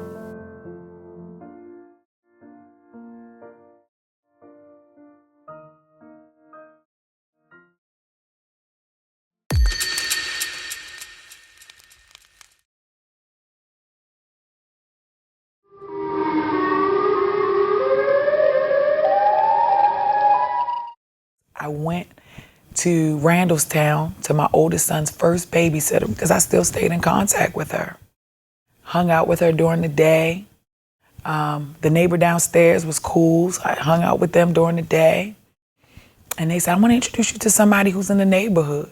So I said, okay. So we finally got an officer in the neighborhood. I said, that's cool. So I went outside, they introduced me, and I stood outside and talked to the officer for a long time, just about life, you know, about things that were going on and, you know. And so when it was time to go, it got dark. And I caught the bus everywhere at that time. And I was 18, 19 at this point. And I was ready to go home, ready to get the bus home. But my neighbors, the babysitter and the neighbor were leaving, and they said, you can't catch the bus home in the middle of the night. You know, it's too late. It wasn't the middle of the night. It was like 7 or 8, but it's too late. This officer can take you home. And I said, nah, I'm good. I mean, I catch the bus all the time. It's not a big, not that big of a deal, And it's like, no, he can take you. He's like, yeah, I can take you home. And I was like, okay, well, it's like he's a cop. And I thought, okay, he's a cop, that's cool. So it was like, all right, I see you in a couple of weeks. I was like, all right, I'll see you in a couple of weeks. And so then I said, whenever you're ready, I'm cool. And he said, well, I got to run to my house and get something. And you can come on up. And I was like, no, I'm good. I'll just sit out here and wait for you. I'll sit on the curb. And he's like, it's dark outside. You're not going to sit on the curb. I'm an officer. Look, I'm going to show you my badge. That's my cop car. You don't have anything to worry about. Come on upstairs. I'm going to get a few things. And then, I'll take you home. So I was like, okay, he's a cop. They trust him. What could go wrong? Right? What could go wrong? So I go upstairs in his house. I'm sitting on the sofa. And he's fumbling in the back. And he comes out with an ironing board. And he goes back in the back. And I felt that feeling again. Like, you got to leave right now. And so when he comes back out again, he puts the iron on the ironing board. He starts ironing his shirt. And then he walks back to the back again. And when he walked back to the back, I got up very slowly and I started walking towards the door. And I started to unlock the door. And when I went to take the chain off, all I heard was click, click. And he said, I'll put this bullet in your head right now if you pull that chain off that door. And so I turned around and I looked, and he was pointing a gun at me. He said, sit your ass down. So I thought, can I get out of here without him shooting me? Is he gonna really shoot me? Should I just run? Should I stay? He said, don't think about it too hard because my finger is trigger happy. So I sat down and he proceeded to iron his clothes. And then he didn't say anything much, really, to be honest with you. He was very quiet, but the things he did say were very condescending. But I didn't say anything. At this point in my mind, I was thinking, I already know what's about to happen, but I can't get to that door fast enough without him killing me. So he walks to the bathroom, holding my hand, runs the bath water, and I felt like I was 8 again. I felt like I was 8 all over again. Literally. And so he told me to take my clothes off. I already knew the routine. So I did, and he bathed me. And then he proceeded to take full advantage of me the entire night. So the next morning, I get in the car and he says to me, where's your driver's license? And I said, I don't have a driver's license. He said, where's your ID? And I said, in my wallet. He said, let me hold it. Let me see it. So I took it out. And he takes it and he holds it in his hand. He says, if you ever tell anybody, I will run a check. I will come kill you and everyone that you know. Do you understand me? And I said, I'm gonna tell anyway. So he pulls over, pulls the gun out of his pocket, puts it to my temple, and this or this, your choice. I said, I won't say a word. He started laughing. I said, it doesn't matter, nobody's gonna believe you if you tell them anyway. Ha ha ha ha, and then get the fuck out of my car. I didn't even know where I was. He dropped me off at the bus stop. When I looked back in the car, He was laughing. When I looked to my right, there was another officer there. So I started walking towards the officer, and I just thought, what do I have to lose at this point? And then he rolled the window down and tapped his shirt, just where he put my license or my ID at the time. He said, your choice. I just looked at the other officer. I just turned around. The officer looked at me and said, ma'am, you okay? I said, I'm fine. And I got on the bus. I got on the train.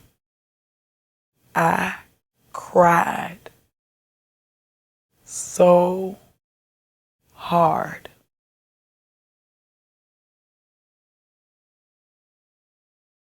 I just decided, I think I'm gonna kill myself at this point. I think I'm just gonna, I'm just gonna kill myself. I don't even think I even wanna be here anymore. And I thought about my kids. And I wondered what would happen to them and all the things that I was working so hard for. So I swept it under the rug and kept moving. So yeah, my feelings definitely changed about police officers after being in a situation where you thought you could trust someone and then they took advantage of that trust. I didn't know that cop before that day. You know, he was someone that was in the neighborhood, and you know, the people that I were there with trusted him enough to take me home because they cared about me, and he took advantage of that opportunity. I never forget, after a couple of years after that happened, I had held on to what had happened on the inside because he threatened me, right? Because he told me he would kill my family. He would kill me and my family. And so I'll never forget meeting another cop who was interested in me. And after he, you know, asked me about my age, he asked me how I felt about cops. Now, I didn't know he was a cop at the time because he was an undercover narcotic cop. And, but he asked me, he said, how do you feel about police officers? And I said, 50-50. And he said, why? And I said, because I had a bad experience with an officer. And he said, a bad experience or a bad experience? And I said, a really bad experience. And he said, do you mind telling me what happened? And so I told him what happened. And that was the first time I had really shared that story. And he asked me the guy's name. Did I know the guy's name? And I said, I only remember his first name. And I told him, and he described the cop. And I said, yeah. That's like, do you know him? And he's like, yeah, he works in my precinct. And they've had tons and tons of complaints against him. And so much that they put him on meter duty. And I said, well, look, why didn't you tell? Why don't you guys do anything? And he said, because it's a code. And I said, what are you talking about? He said, it's a code. It's a code we don't break. He said, but we know, but it's a code. And that day I was so perplexed and I was so hurt, but I was also so liberated because I realized for the first time that that situation wasn't my fault. And you might be watching this and you might be saying, you know, how could you ever think it was your fault? I thought it was my fault because my first instinct, my first mind said for me to take the bus home at the time. But instead I listened to people, friends who said, no, this guy's trustworthy. But my initial instinct said to take the bus, and I felt like I should have listened. So after it happened, I really blamed myself for 2 years. I blamed myself. This is my fault.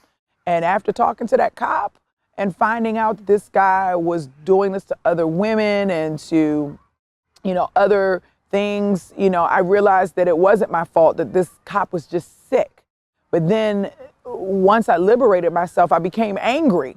I became angry that the police officer that I was talking to and his precinct didn't feel the need to hold that officer accountable. And, you know, it was accepted and they allowed him to think that it was acceptable.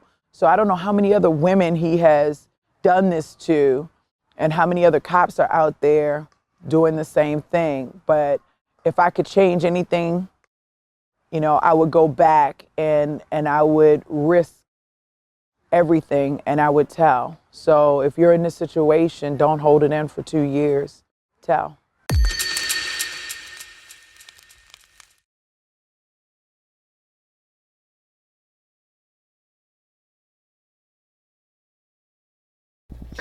Today, I don't blame my mom for her ignorance in parenting. I've had major ignorance around my parenting style over the years. Hell, I was 12 years old when I gave birth to Lionel. I definitely didn't know what I was doing. And even some of the things that I hated that my mom did with me from a parenting perspective, I instilled those. I did those things to Lionel because that was the only canvas that I had had as a parent. It wasn't until one day that I decided consciously that I wanted to remove the canvas that had been shown to me and to create my own canvas, to start fresh from anew, and that I was going to define what the right parenting style was for my children. That took a lot of strength, especially since I was about 17 and not really sure what it even, meant to be a parent other than protection and providing, right? Because I think as a parent, for me, as a core, my ideals around parenting just comes in 3 phases: protection, providing, and unconditional love. And I've always felt like I would be willing to do just about anything to provide those 3 core areas to my children.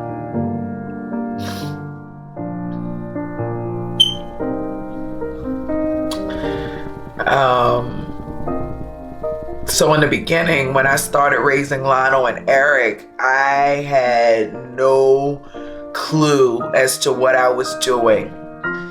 And I knew that I didn't want to do what my mom had did because I felt so passionate about her parenting style being the worst. In my words, they were the worst for me. She's an amazing mother to my little brother, and she's an amazing grandmother.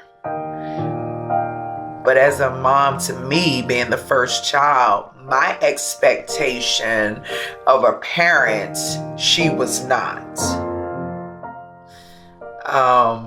Growing up and being a parent of my own now and understanding the dynamics around parenting, I understand that my mom did the best that she could.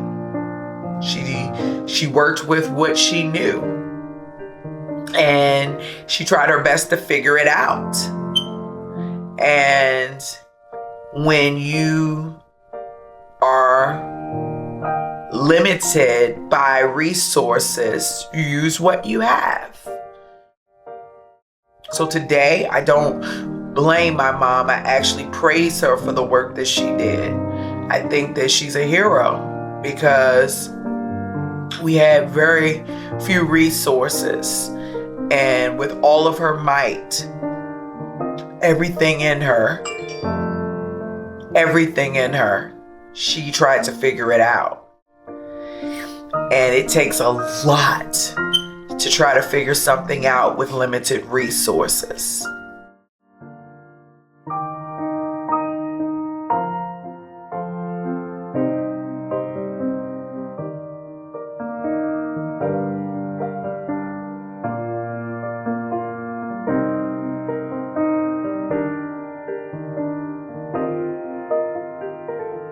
why I call her the creator.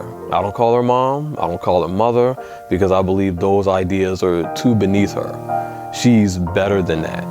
She's the creator. And everybody keeps like, why do you call her the creator? And I'll give them an essay on why I call her the creator, why she really is just that much better than what a mother is. And that's how I honestly believe. And I could keep going, but her drive and her passion, we bounce it off of each other. And it literally stems from childhood.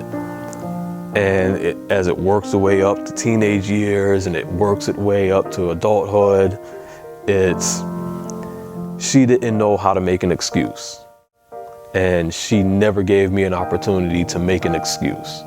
So when I'm talking to people, I don't want to hear excuses. I want to hear solutions. How can I help you? How can you help yourself? You can't do something, well, that's just an excuse. Why can't you do it? And no matter what story you tell me, it's an excuse. And it literally comes back from her greatest achievement of getting her kids back, when I know plenty of people, you hear stories of someone losing their kids and that's a wrap. And this is a woman, again, she didn't let the state stop her. She didn't let the church stop her.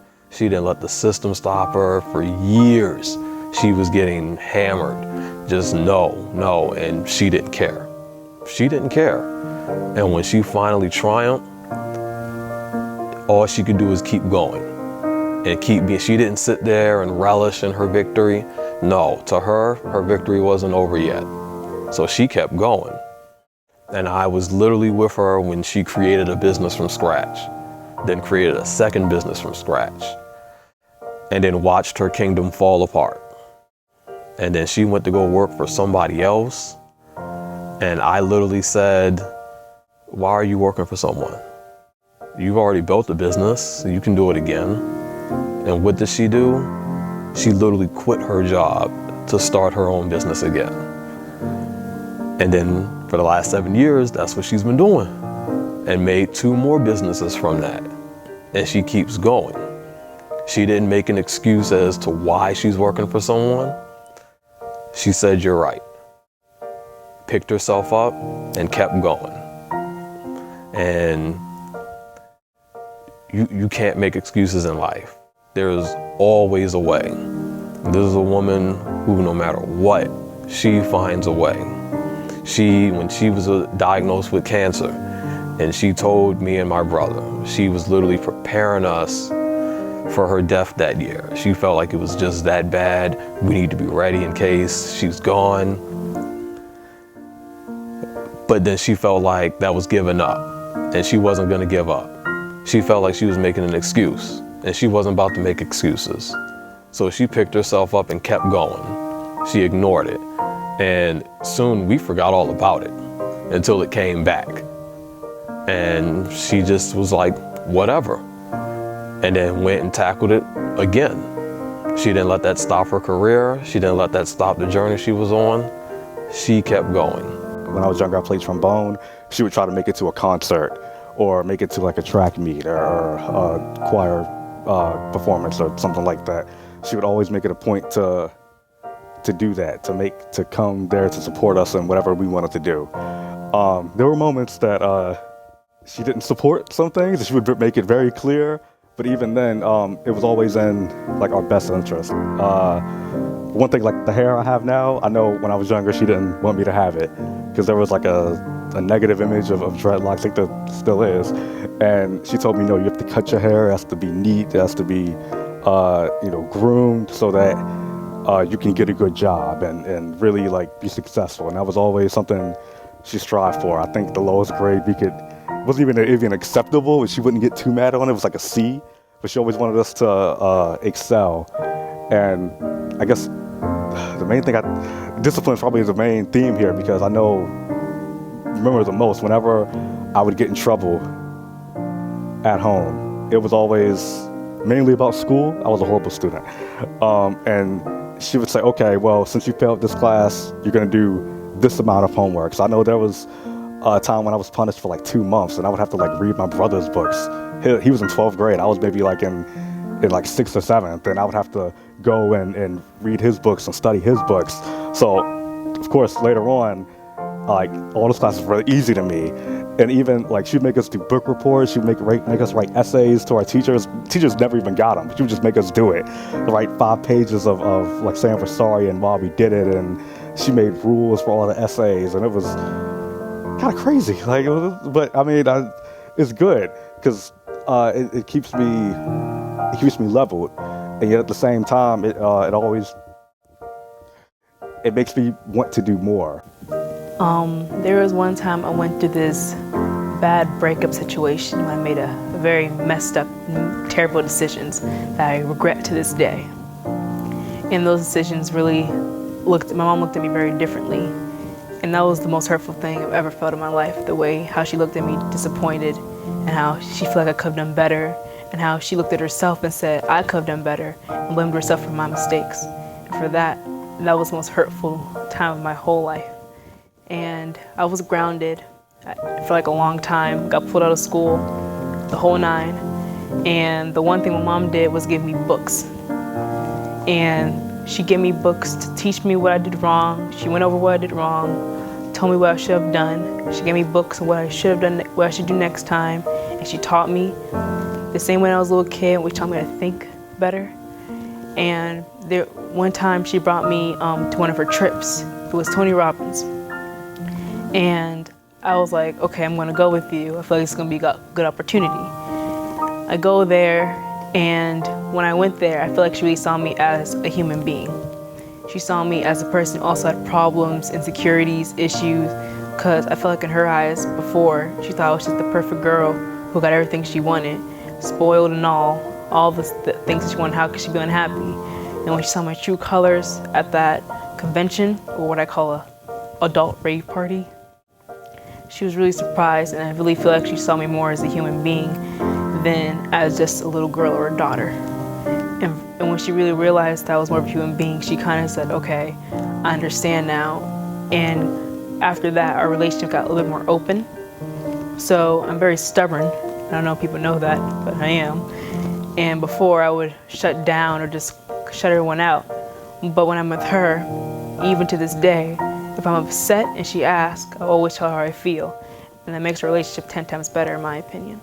Because when she saw me as a human and she knew that I also had extra feelings deep down inside that I wouldn't tell anybody, she knew that she needed to open up more. And when she did, that really helped me. And so I won't have to be in the dark time again. And I feel like that was the best thing she could have ever done for me. I'm gonna cry. I don't want to cry yet. And I'm just so thankful to have her in my life. And I just really hope. I'm just glad she's my mom. I want to laugh, but I'm really happy. Let it go. That's so funny. I'm just really glad she still wants me in her life.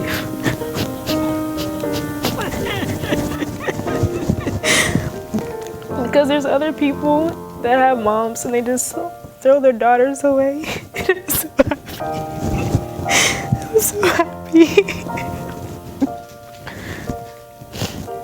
I'm glad she's my mom, and I wouldn't want anybody else in the whole world. And I'm also glad I have great brothers too, like Lionel and EJ, because I don't think without them, my childhood would be really weird.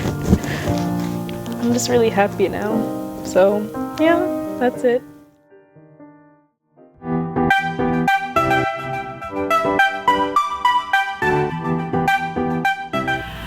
So back then, I didn't have some big vision for my life, when I was younger. I just knew that I wanted to be more and that I wanted to do more. I knew I didn't want to struggle, I didn't want my children to struggle, and I didn't want to be a statistic.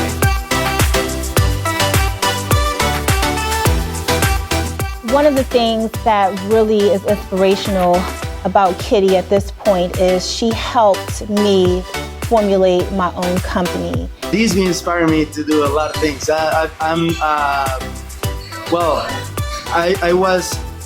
been always trying to follow my dream as a singer and everything, and right now she's been helping me, and telling me advices and, pushing me to do it, and that, I really love that because right now I have a song and I'm working on my dream, and I think I'm gonna success. So Dee is behind that too, because she's been helping me a lot and telling me everything to do it, She has an ability to create something out of nothing. And I believe, when you're a teenage mother, when you're pushed to the side, when you're told you aren't worth anything, when you're not supported, it forces you to do the things that you need to do to survive. And I believe she's taken those same rules and applied them to the rest of her life as she's gotten older. A friend that in all that she's done in her life, all that she's accomplished in her life, she's always wanted her friends to accomplish that and greater. It's never been with her that she wanted just her, I'm the greatest and then you stay here. She was always, I'm here, I want you to be here. She always wanted us to be above her, to give her something to work towards. So I'm gonna come up here with you, you come up here with me, I'm gonna come, just keep climbing. She was always determined that it's never settled, never settled. Something great about her is that she always wants to keep going forward and towards the next best thing. I think I heard my brother say it's like that something you can always do better. That's what I saw growing up. And me, I kind of have this personality now where I'm kind of content in some areas, but she never is, and that's actually a good thing. She inspires other people to build themselves up, to build a kingdom, to build just an inch of bravery, to get back up and keep going. When I heard that she was a teen mom, it was kind of like, whoa. So my mom was like, Tupac, Brenda has a baby. Mom was like that. Oh, my mom had a baby at this age. And I'm thinking, and she's still here. She's rocking it. And she's living in this nice big house. I was amazed. If you take a look at the amount that Dee has achieved in her lifetime,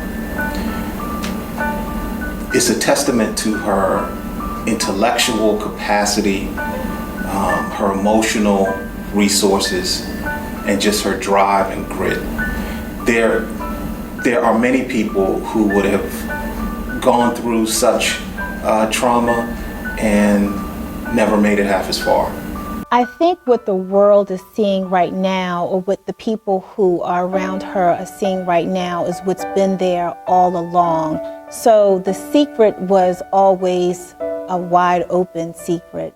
She always had a loving heart and that spirit, that fighter spirit, that entrepreneurial spirit, that, I'm thinking 3 steps ahead. I'm thinking about my future. I'm thinking about my safety, my stability.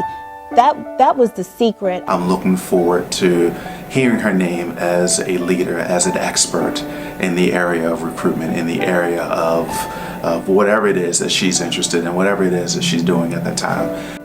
And so knowing all of those things, that for me was her inspiration for me to see this woman who was able to deal with all of that adversity and still not allow it to keep her from moving forward.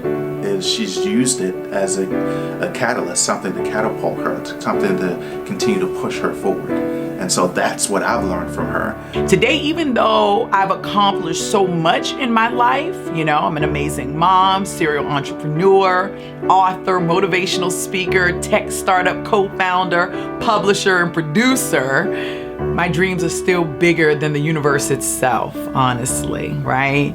Let me tell you what I will accomplish before I leave this earth. What I will accomplish. I will sit with Oprah and Gail and drink tea and talk and read. I have seen so many times in my dreams. I will drink lemonade with Steve Harvey. Melinda Gates and I will impact women of color through technology. I will continue to speak and inspire people all across the globe, but on a larger scale, right? I'm gonna open for Tony Robbins, and one day I'm gonna fill stadiums with hundreds and thousands of people around the world, inspiring them and helping them to find and use their individual audacity Audacity through my own live events. Gary Vaynerchuk and I, we're gonna rub elbows and we're gonna kick some real knowledge to the people out there. Lisa Nichols and I will help women find their calling. And to top it off, I'm gonna build schools here in the US that will teach academics, culture, business, tech, and most importantly, life. Honestly, I feel like I'm just getting started, you know? I have so much to give to the world, and I don't feel like there's anything holding me back. I mean, if I can make it through all of these hardships, curveballs, and setbacks that life has thrown my way, I'm sure there's room for me to do more, right? So I know that I was put here to show people how to get back up again when people get knocked back down. To show people how to be courageous in the face of adversity, how to cope with life's challenges and win, right? Because some people say that I was given the gift of tenacity and perseverance and grit, but I always say that I was given the power of individual audacity. My name is Dee Williams, and you've only heard a piece of my story here today. I now invite you to open your mind and your heart to, number one, sharing this documentary with everyone you know, because everyone is experiencing something in their life in some form or fashion. And number two, to read my story, the book, Individual Audacity. You think you know the whole story, but this was just a teaser. I really appreciate you, and I'm humbled that you've taken the time to watch my documentary. Can't wait to catch you in the book or at one of my live events. Thanks for watching.